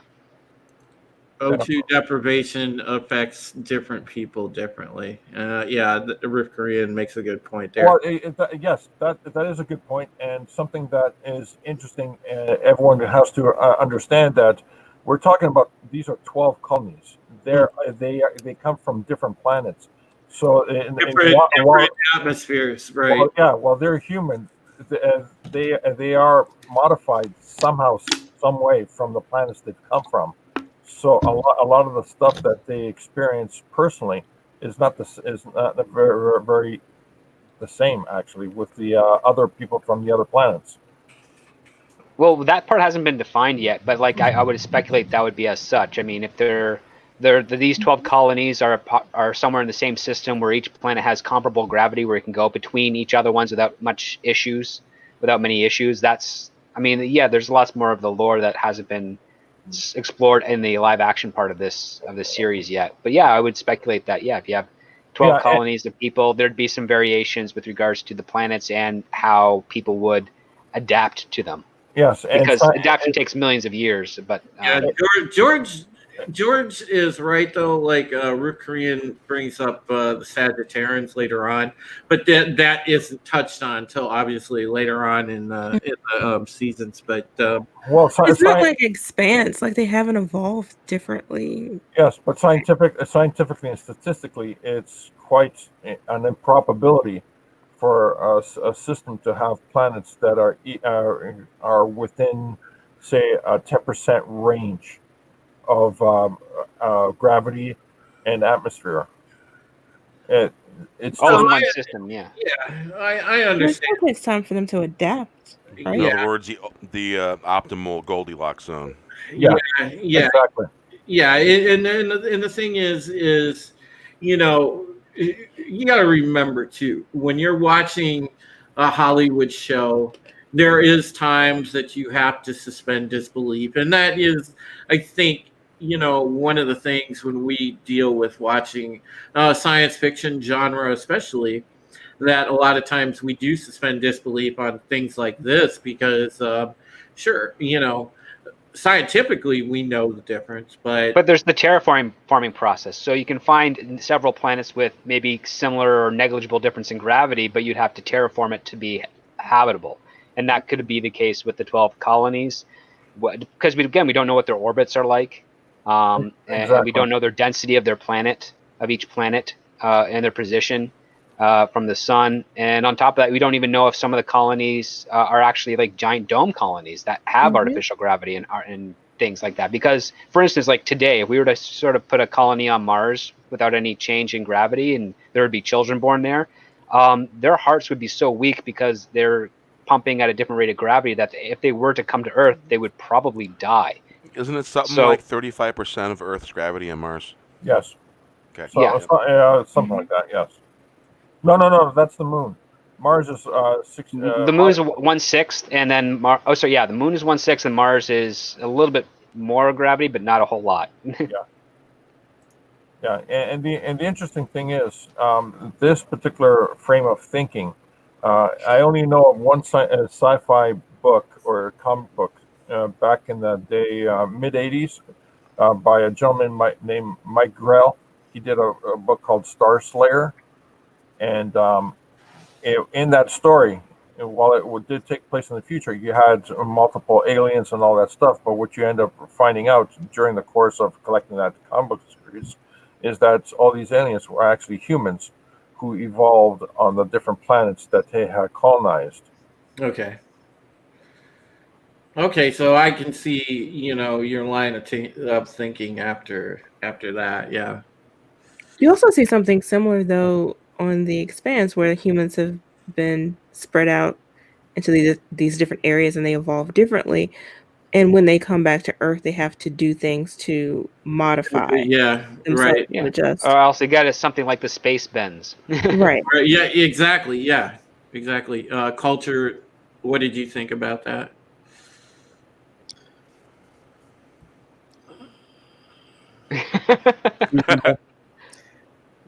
I mean, it's reasonable.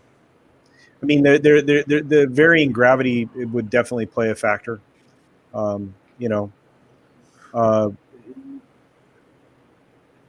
mean, I don't know what else to add. It's already all been said. All right, sir. All right. Well, one last frame of thought is that given that now that all the 12 colonies have come together and they're doing a deep space travel on these spaceships, one would think that they would sort of average out in terms of the atmosphere and the gravity that deep space travel kind of forces upon you. So people from a heavy gravity going through deep space will find it quite light, and people from a light gravity would actually kind of find it quite heavy.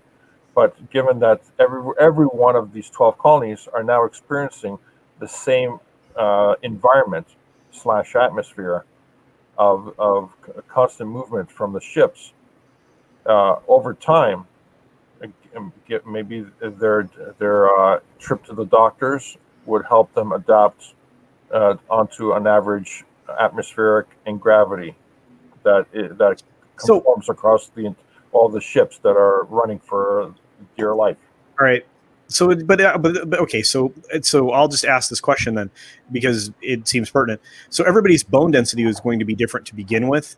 Yep. Over the course of, do we estimate the series took place over 18 months, 20 months? How long do you think, Script? I don't remember.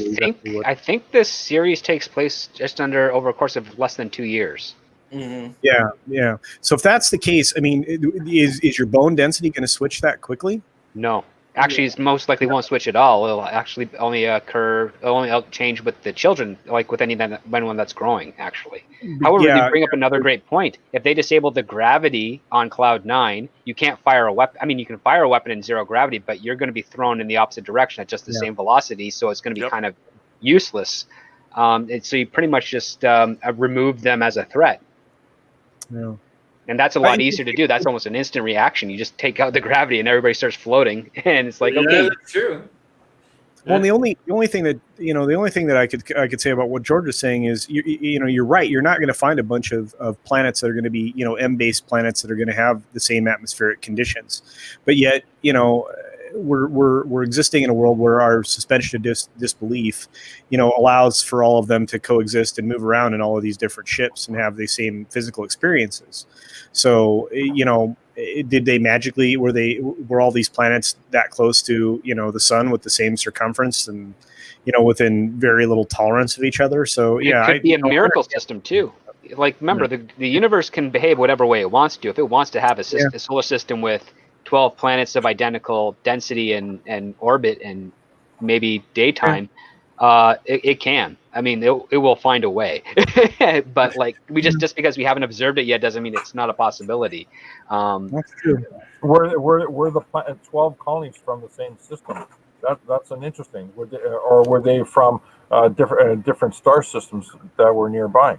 That are all relatively close to each other. Yeah. Exactly. And if that's the case, then the M factor on the planet is completely out of whack at that point. Yeah. All right. Anyway, that was the only intelligent thing I could add. So that was it. So.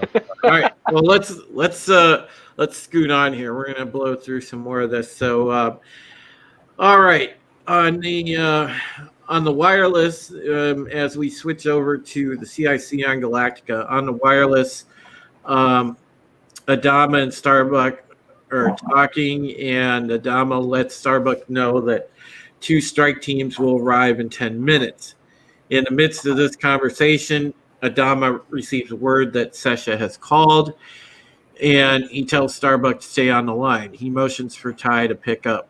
Sesha tells Adama that they are losing oxygen.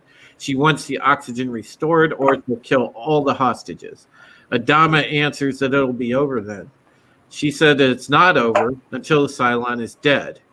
She says that she's willing to die to see that it happens and asks if Adama is willing to risk Lee's life. Adama says nothing. Kara, who has been listening, curses softly. Sesha says that now he's listening, meaning Adama. Ellen loses her composure and pleads for them to give Sesha the Cylon. Sesha says that Adama has no support. This is where she gives this really haggly speech. Adama said that he's not going to give up a military asset to appease her need for revenge. Sesha wants to know what he's talking about. He said that this isn't about Cylon spies, but rather her need to strike back for the death of her husband. He says that everyone has lost someone they cared about, but they've learned to live with it. She says that she has irrefutable evidence that a Cylon agent gained access to the Ministry of Defense just prior to the Cylon attacks, which surprisingly is true.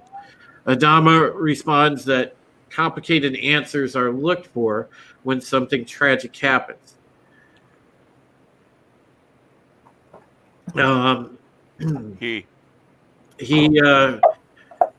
He supposes that they were just surprised and beaten by the Cylons and just need to learn to live with it. Sesha, starting to cry, says that he doesn't get it. She says that the military was infiltrated then and it's being infiltrated now. She accuses Adama of pretending to know what he's doing when he really doesn't. She says that he's being played and that the rest of the fleet doesn't want to go down with Galactica. She then reiterates that she wants the air supply fixed immediately. She wants one person to come in, fix it, and leave. If something goes wrong and people are hurt, it'll be on his head. She then hangs up. Back into CIC, Adama hangs up the wireless. He orders that a direct line to Cloud 9 stay open. Ty wants to know what they're going to do. Adama says that they'll repair the air system. All right, thoughts? It's all exposition, really. Yeah. Okay. She does conflate some real information with the things that she's right. a little misinformed about. Right. She adds in extremist trappings among actual information. Right. Yeah, exactly. All right. So we'll continue on. In Galactica. Just pointing out, and I know we already mentioned it, but she does mention that there was a Cylon agent that infiltrated the Defense Department. I thought that was fascinating because that information could have only been gained from a Cylon. Which, did she have contact with the other 6? See, we never find this out. I just thought that was always curious. I was curious about that too, Culture. That's a good point. All right, so we'll keep going. Back in the CIC on Galactica now, Adama tells Ty that they can't give Sharon to Session. Ty realized that they can't negotiate with terrorists because if they do it once, it'll happen again and again.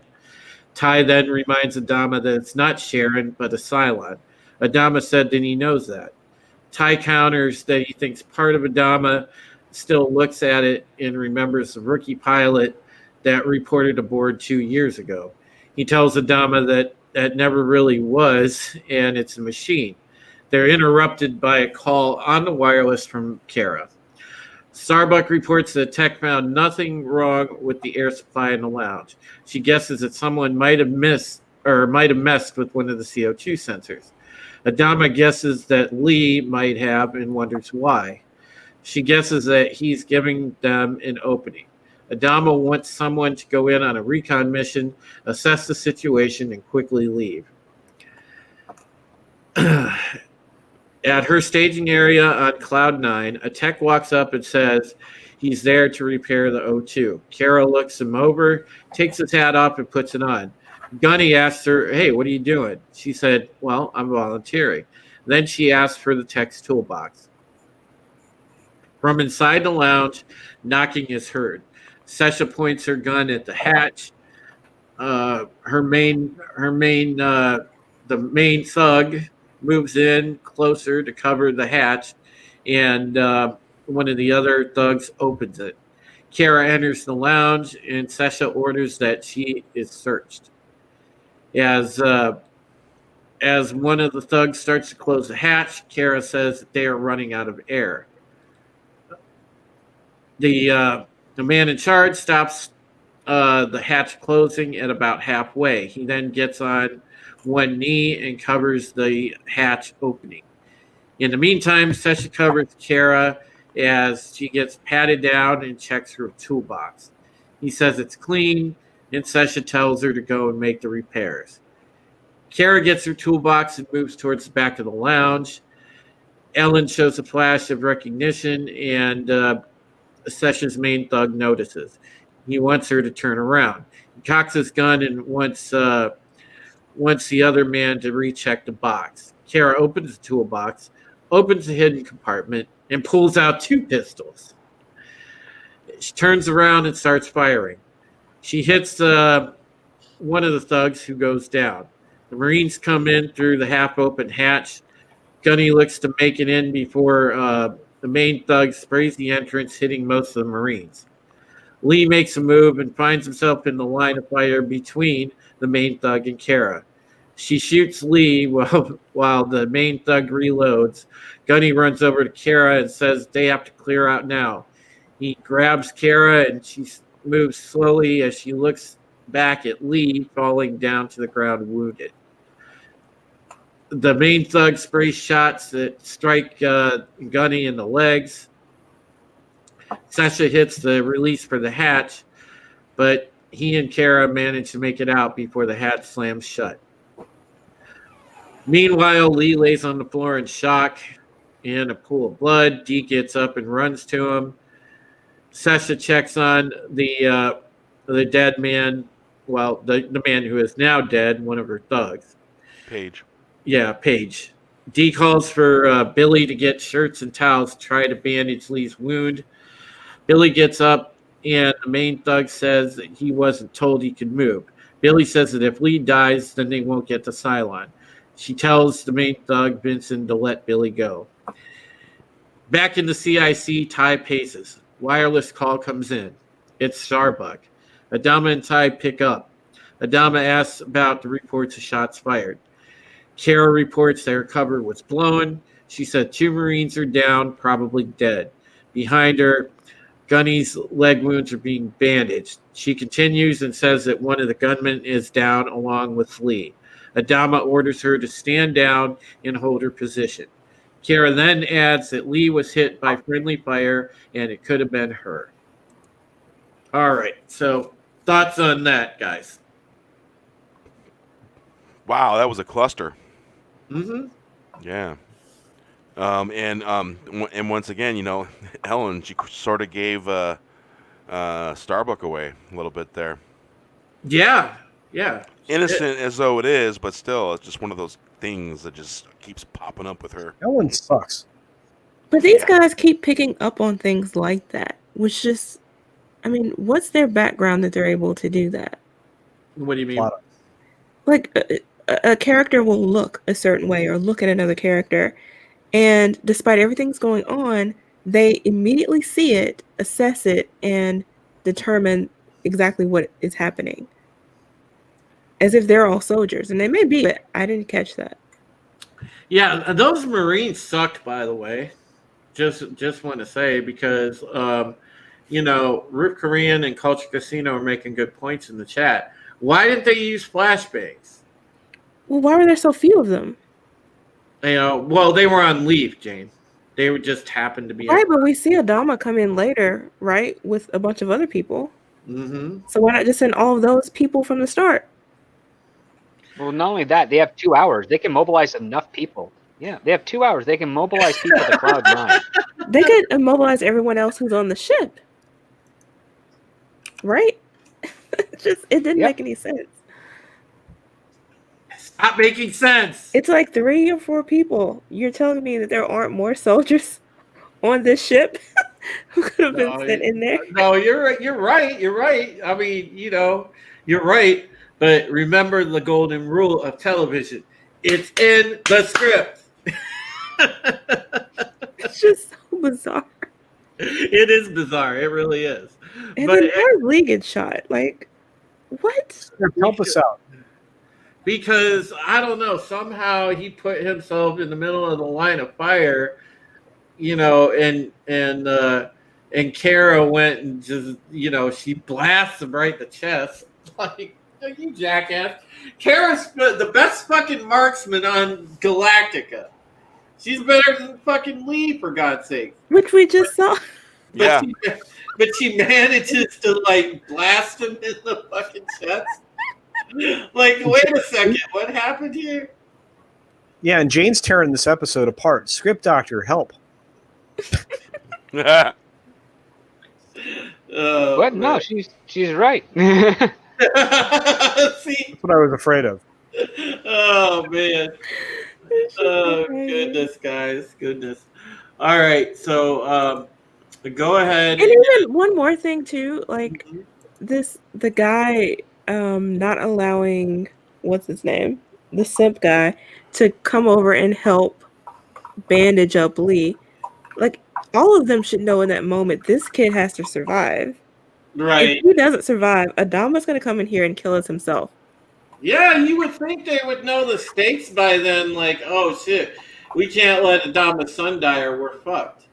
You know, but... We're not getting anything, but it's like they had to be reminded again. But see, they had to have Billy have a dramatic moment. That's why.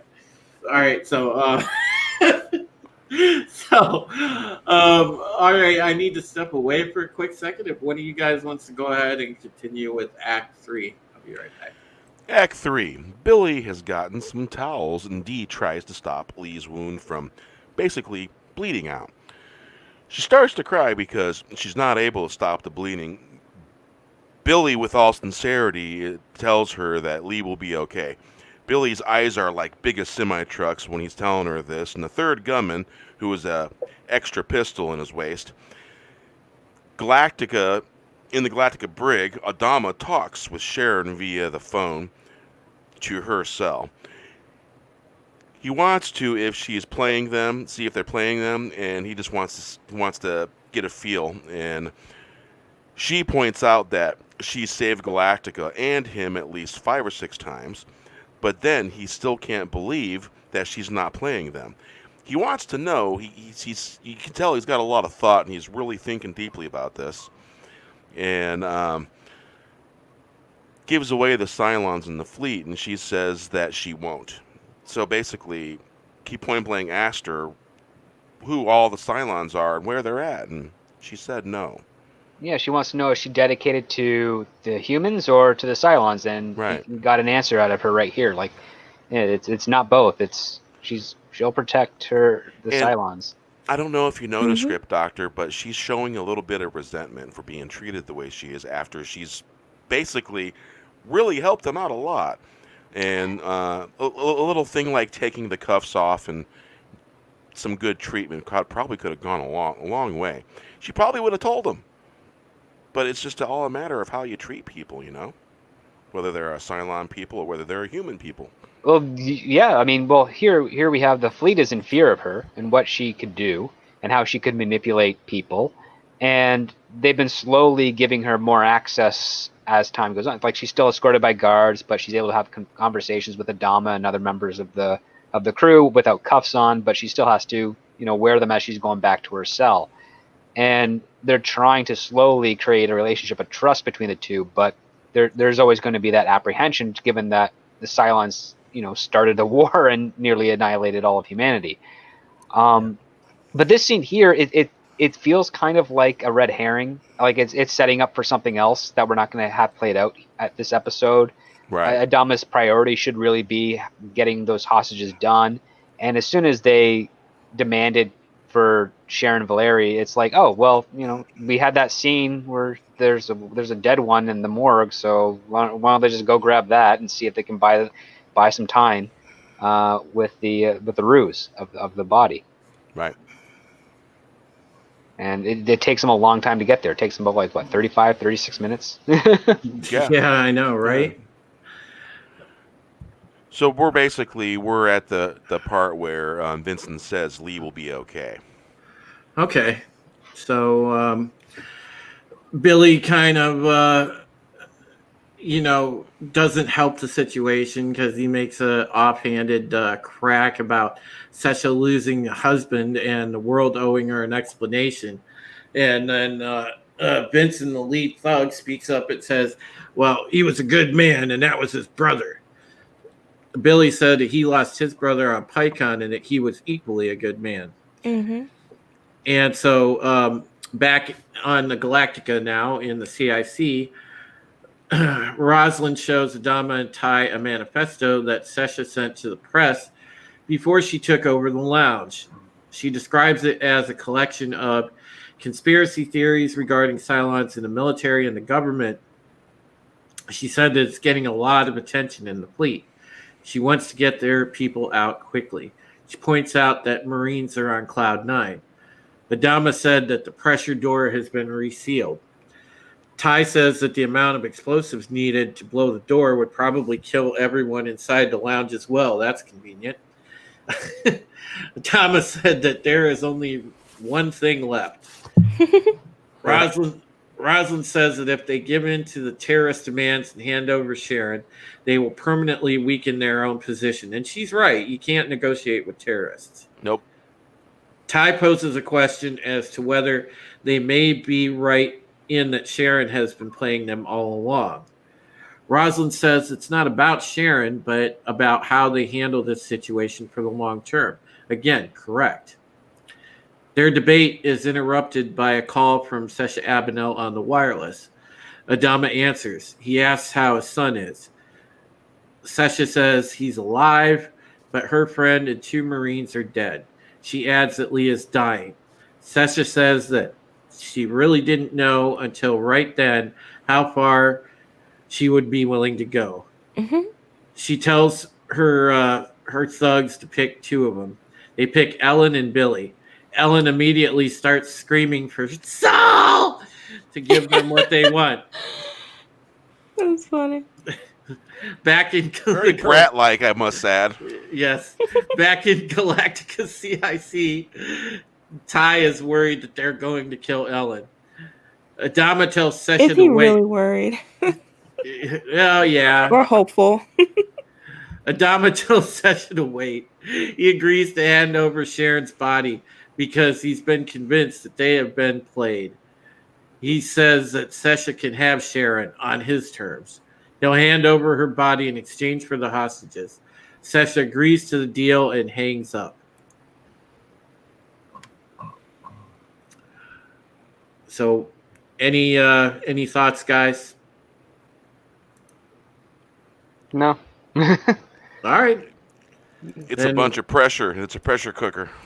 All right, then we will continue on. All right, going into Act 4 now.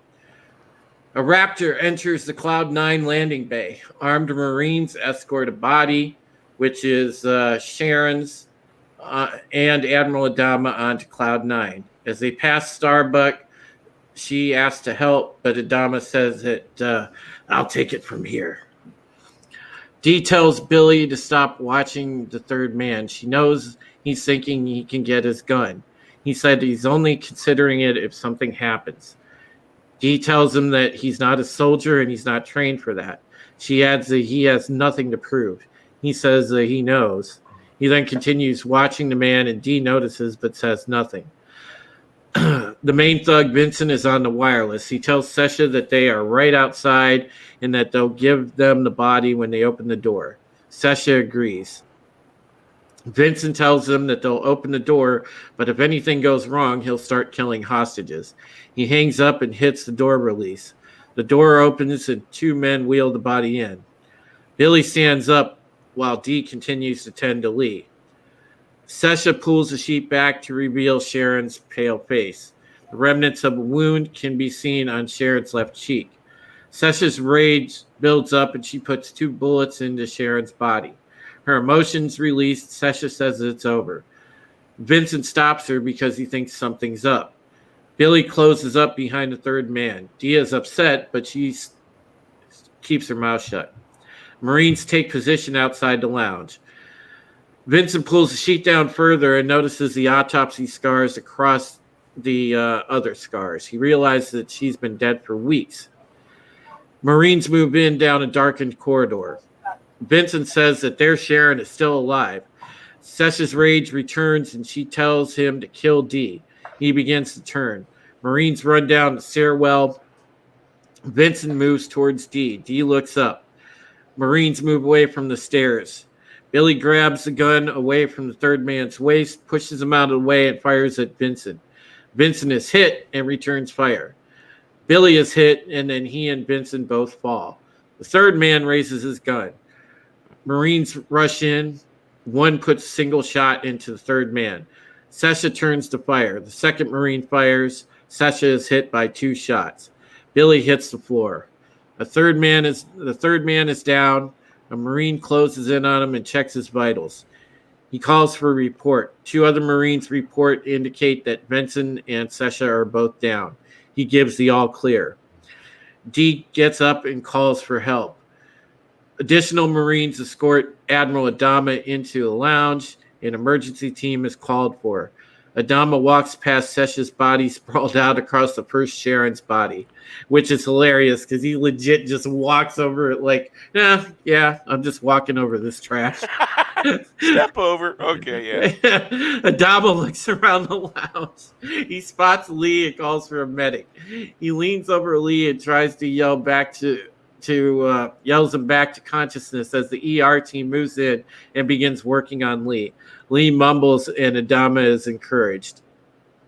Meanwhile, Dee is crying over Billy's body. Ellen looks away. Close up of Billy's death stare. In Galactica's morgue now, we cut to Galactica's morgue. Adama is standing over the body of Boomer, which is original Sharon Valeri. Rosalind walks in. Adama looks up. Rosalind looks at him and then away. Billy's body lays there. Rosalind starts to lose her composure. She walks over to Adama. She asks if that is what he offered.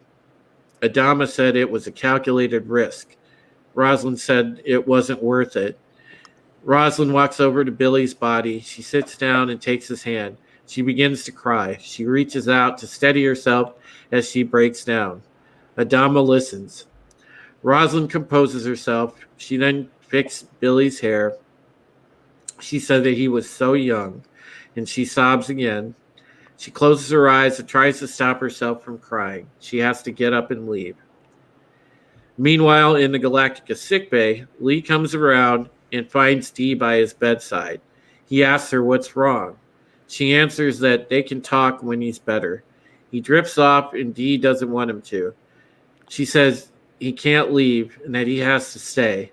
Meanwhile, in the background, Starbuck is standing by the far door to the hallway, and after listening to Dee for a moment, she almost breaks down and she leaves. She walks away. Dee says that she'll be there when he wakes up.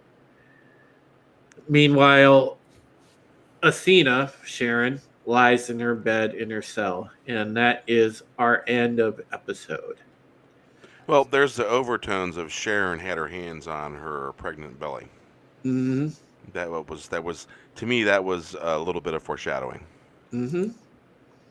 And of course it likely will be, but what did you guys think of the final act of the episode, the final climax there? I thought it was overall good, and basically, so the actor that portrayed Billy was probably leaving the show, and they had to write a story around him dying, because apparently he was leaving the show. Well, quick background: back at the time when the show was on, and we had the Pegasus actual website back then. It was we had gotten intel about a week or so ahead of the episode, about a couple weeks ahead of the episode, that Paul Campbell, that played Billy, was leaving the show, and it sucks because we actually had a lot of Billy fans on our site. So that was a topic in our forums that a lot of people were pretty bittersweet about it, because they didn't want Billy to go. A lot of people kind of got attached to Billy, and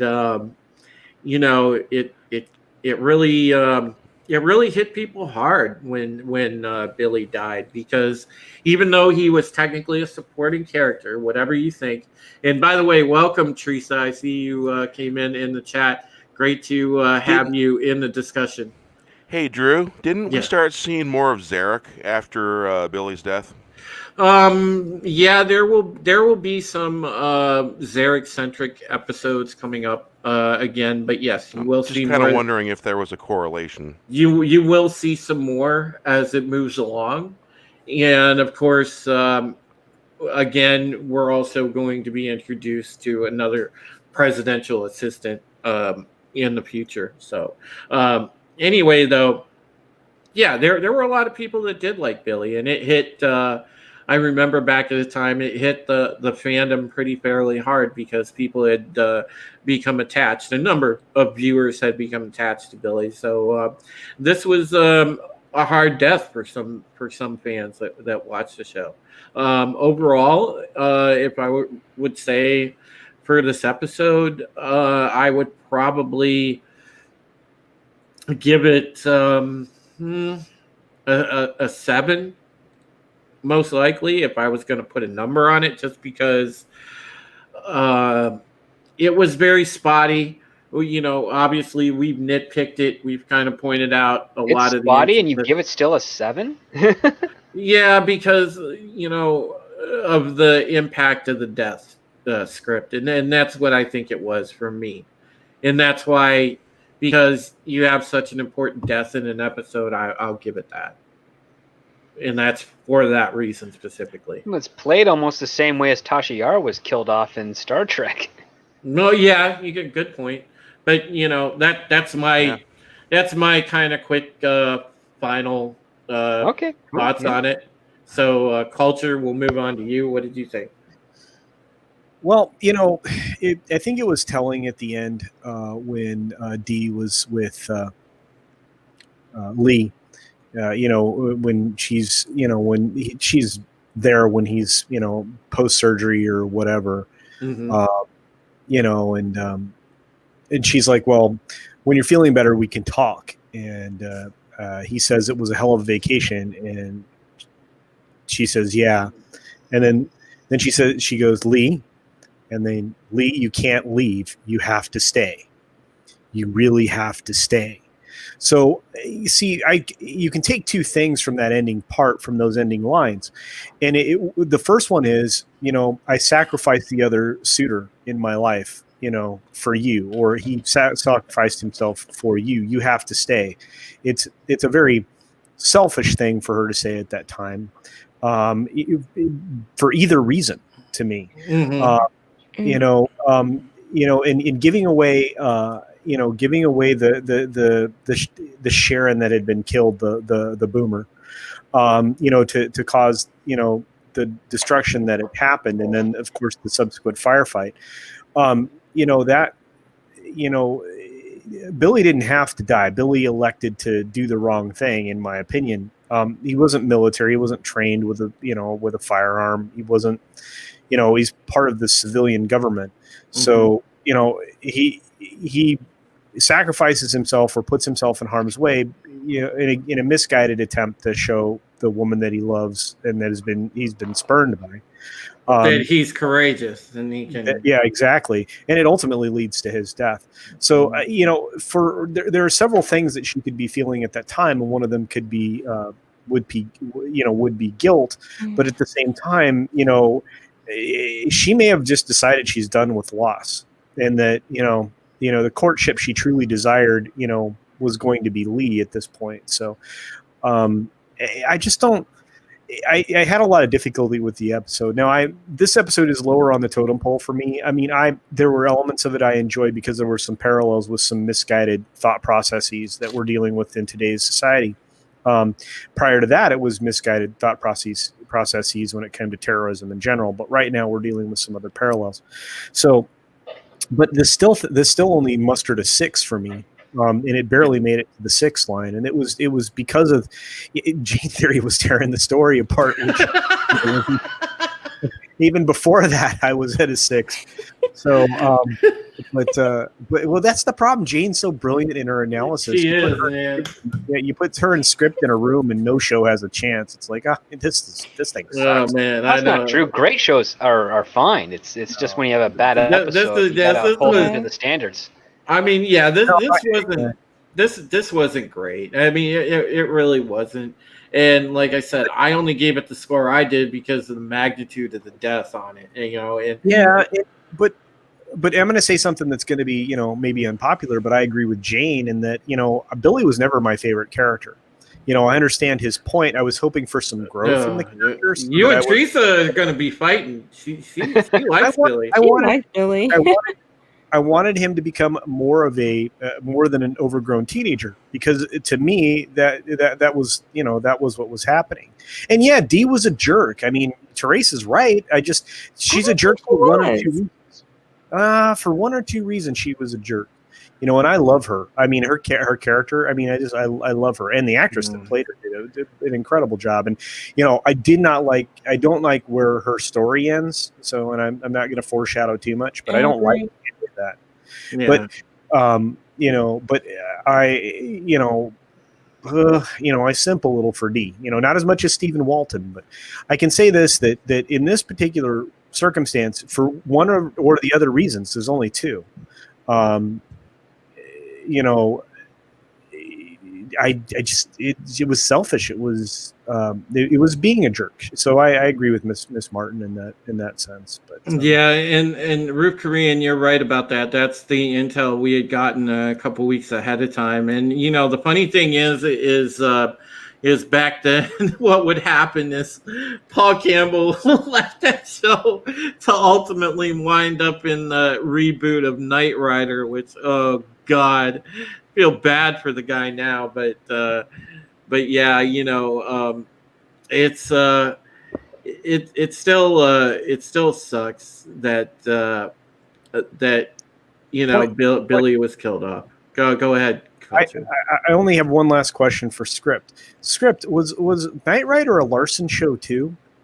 Yes. Yeah. I mean, I'm pretty sure Knight Rider was originally a Larson show. So that's funny. You could get a definite answer from Nick. Yeah, Yeah. it was a Glenn Larson show. That So was a Glenn Larson he show went for from sure.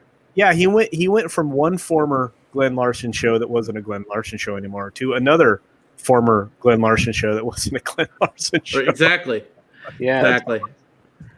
Yeah. Anyway, that's and it my was insight not and my- awful. yeah, it was.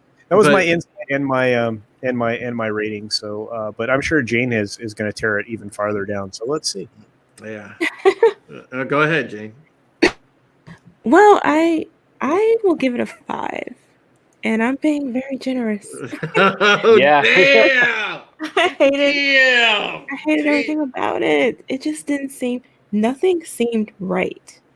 The character behaviors just weren't consistent with what anyone would do in real life or what the characters would do.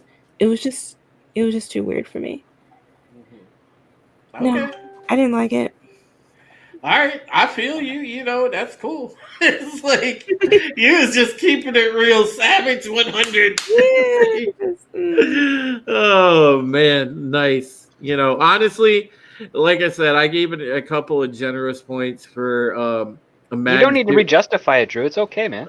No, but if I were looking at it in an objective lens, I would be where culture was at a 6. But you know, I leaned a little bit towards that. But anyway, go ahead, Esty. Hey, Drew, highlight Jane's comment in the chat. Mm-hmm. I absolutely agree with this. I believe that he should have said something. Absolutely. Yeah. I so agree with that, Jane. Because she was For just sure. dating. She was just having fun. Yeah, Like, and if he he wanted should more have than that, been- he should have said something. He should have been smart enough to see that. Even Right. though he's young, still, though, he's a smart guy. He's got a smart job. He should at least have a little bit of smarts about it. All But right. Hey, schoolboy Mando Mert. angst and mistakes, basically, you know, are the premise here, I think. Mm-hmm. Hey, Well, Mando Mert, great to see you, buddy. Well, Yeah. what this episode kind of does is, well, when Lee gets shot, Duella is quick to respond, and she sort of gets in touch with her feelings with him because she cares. But the thing is, Billy puts himself in danger simply to try and prove to her that he's the better man. And I think Duella saw right through that and realized, like, oh my God, this guy's an idiot. I'm right to be next to Lee at this point, even though it's tragic that he's going to die. Even though it's tragic that he's going to die, he's willing to risk himself and other people to make a point where, conversely, what she's seen before is that Lee's willing not to risk anyone in order to try and save everybody. Great And so point. she's like, I am where right next to the person I should be with. And when he gets shot, yeah, she's upset and distraught, but she was nowhere near as emotionally torn up about it like Lee. And I think when she is saying that you need to stay is not just with regards to the justification of, you know, Billy sacrificing himself, which he pointlessly did it. His actions did not save Lee any further than where he already was. But he needs to stay because she actually cares about him, and she's probably feeling towards Lee the way that Billy felt towards her. Mhm. And Yeah. I like that in that scene you have Kara in the background, who she's not there just solely for the fact that she loves Lee like a brother and potential mate or whatever. She's there because she feels guilty that she couldn't believe she shot her best friend, Mhm. essentially. Well, yeah, Um, and I think that you know, this is what I got out of Kara being their script, and I've been wanting to make this point. I think that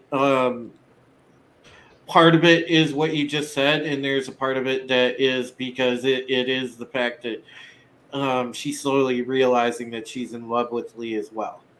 well, she's also in love with Anders, so she's got to either make a decision. And Yeah. it seems more like she's in love with Anders because of what happened in the previous episode. Yeah, I think this one here, I think she's reconciled with that already, and she's there because she can't believe she shot her best friend. She feels guilty.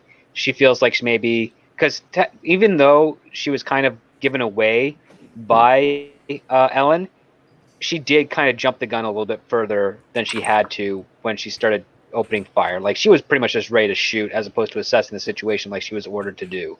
So she's just as holding some responsibility to Lee Mhm. getting shot and the whole conflict as opposed to it solely relying on Ellen's shoulders. Again, like, it's all out of character type of stuff. Like, Kara may be, I guess, you from the hip type of girl, But even in that situation, I just found it strange that she would pull out these two guns and just start shooting Just randomly. like Rambo it's or Starbuck though. Of course he's gonna go Rambo. But the thing is, like, Starbuck has already gotten over that type of character flaw and hump at this point. Exactly. Again, going back to the previous episode, she knows what's going. She's able to say, "I don't need to be the glory hero anymore. It's all about the team and everything." So, yeah, She has better aim. yeah, it's pretty much, and she has better aim, and she still missed. Like it's a lot of contrivances. That this was an episode wedged in there just to write Billy off, and yeah, it's sadly like, yeah, Pegasus is the peak of this season, and sadly it goes downhill, and it doesn't fully recover for the rest of the season or the rest of the series after this point. But it's still superior to a lot of the other stuff that's coming out currently. I got a feeling you and I are going to be fighting next week then, SD, because when we do the Captain's Hand next week, that's one of my favorites. But we will get to that. That's next week's episode. Bear, I'll let you say your piece on the final part of the act. Yeah, what was that you said about General Hospital culture? Nothing. Yeah, it's because, look, this thing in this particular episode, Teresa's like, as the world turns or as the Battlestar turns, and I'm like, yeah, we're even General Hospital, because this was the Luke and Laura scenes. Yes, exactly. Addicting. Yeah, but it's total soap opera. I mean, at a certain point, I guess a lot of these shows become that way, the serialized, stuff like this, because an example of that would be Sons of Anarchy became a soap opera at a certain point. It's just, and that's okay. I mean, it's all right. But this one just showed it like openly to a certain extent. So I think that also is probably why it got a 6 from me as well. But, I'm going to give it a 5.9 just because of the intense feelings that were surrounding the episode, for the emotions, the really high, strong emotions that were just everywhere. I'll give it a 5.9 over that. And I agree with my panelists here that it could have been a little better and a little bit more polished. All right, fair enough. George, final thoughts really quick, and then we're going to go around the panel and we'll let everybody get out of here because everybody's there's quite a few people that have to take off. So, all right, George, go ahead, give your final say on the final act. I give this episode a 4. Okay. Out of 4. Okay. No, I'm joking. I would say I remember my first experience watching this, and I was all alone. My family wasn't interested in Battlestar Galactica. Okay. And I was riveted by the story. I wasn't. There was no hindsight. I never really thought about the nuances of what we're talking about here until 10 plus years later, when I started being a little more social on the internet. The one thing that really I take away from this is that when the real boomer was killed off, right, and the swapping of the fake boomer, you see that, right? And, you see it in story and stuff like that. But when you see the real boomer character on the what do you call that? The autopsy bed, so to speak, the corpse, right? It sort of hits home. You're going like, oh shoot, that character that I fell in love with, even though it's the actress is the same and all that stuff, that particular character is actually dead. Yeah. And that bugs me every single time. Okay. Every single time. I fell in love with Tasha Yar, and then they killed her off. I fell in love with a whole lot of stuff. I fell in love with Picard, and then they killed him off. Yeah, Captain Kirk, and then they killed him off. You see where I'm going? Yeah. And my parting thoughts is, do you really have to kill the freaking character? I mean, we get it, but just how many times do you have to keep repeating this thing? You know, Well, Obi-Wan Kenobi, the hero's journey, all that stuff. I get it, but this character was nowhere near the hero's journey. well, I got a feeling that with Boomer, we'll be seeing her again and again and again. So, yeah, but I essentially I see what you're saying, George. Yes. That's it. All right, my friend.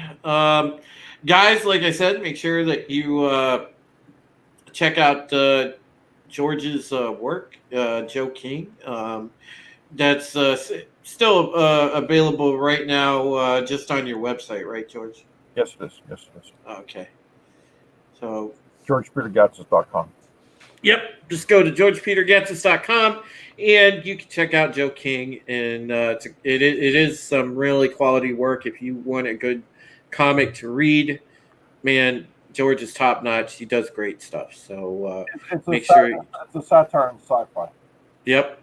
Everybody likes Hitchhiker's Guide to the Galaxy, Doctor Who, Star Trek, Battlestar Galactica, all that stuff. I really satire that the genre big time. Yeah, he does. All right, so we'll go around the panel. We'll let everybody give out their links and whatnot. So we'll start off this time with Jane Deary because I know she's been very patient. She has to run. So Jane, go right ahead. Give your stuff. Yeah, hey guys, you can find me on YouTube where I post weekly movie and television reviews every Sunday at 6 Central, as well as some occasional pop culture news and commentary. You can also find me on Twitter and Instagram at Jane Theory. And thank you guys for joining us today. Had a great time.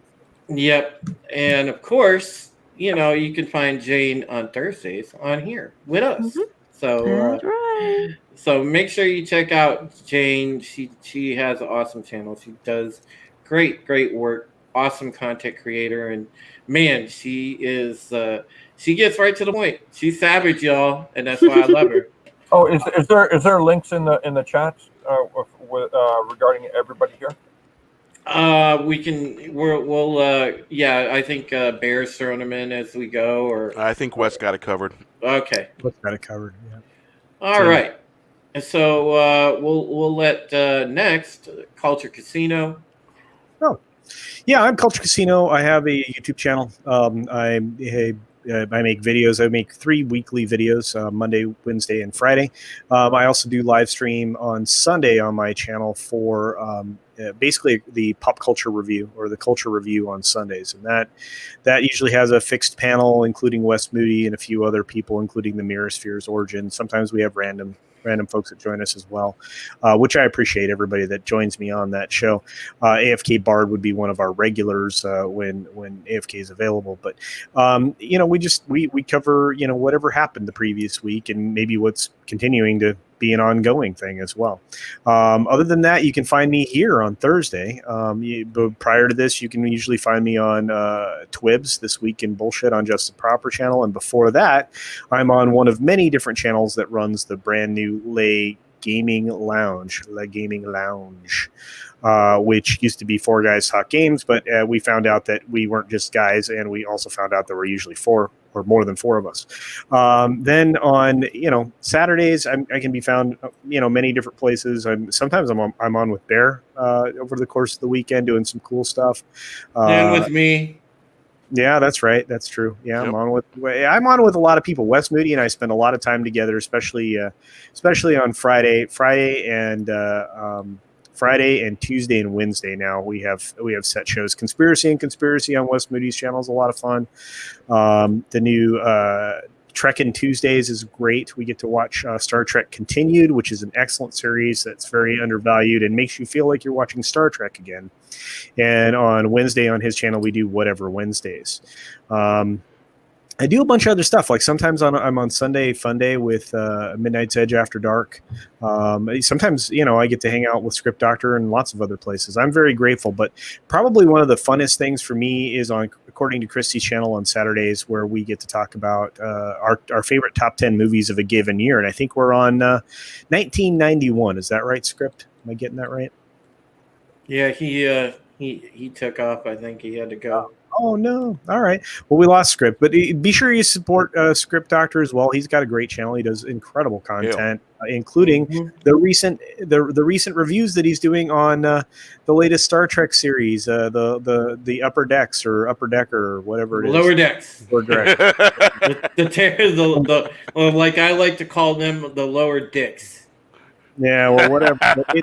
It's an animated version of Kurtzman Trek, but you know what? Script makes it enjoyable. Not the show, but he talks about it in an enjoyable fashion during his reviews. So check that out. I know he's got another one coming out shortly. So, but anyway, I can talk forever. I'm not going to. I'm going to let Bear talk now. Yeah, Right. go ahead and say a little bit more. I'm getting your link for the chat real quick. Yeah. Well, I just George, why don't you go ahead and go? I'll go last. Oh, no, Alright. I already did mine. GeorgeTechBats.com. All right.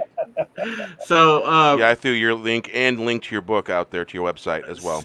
So really quickly, guys. I'll go since I can plug the fact that I just wrote a great article for Bounding Into Comics.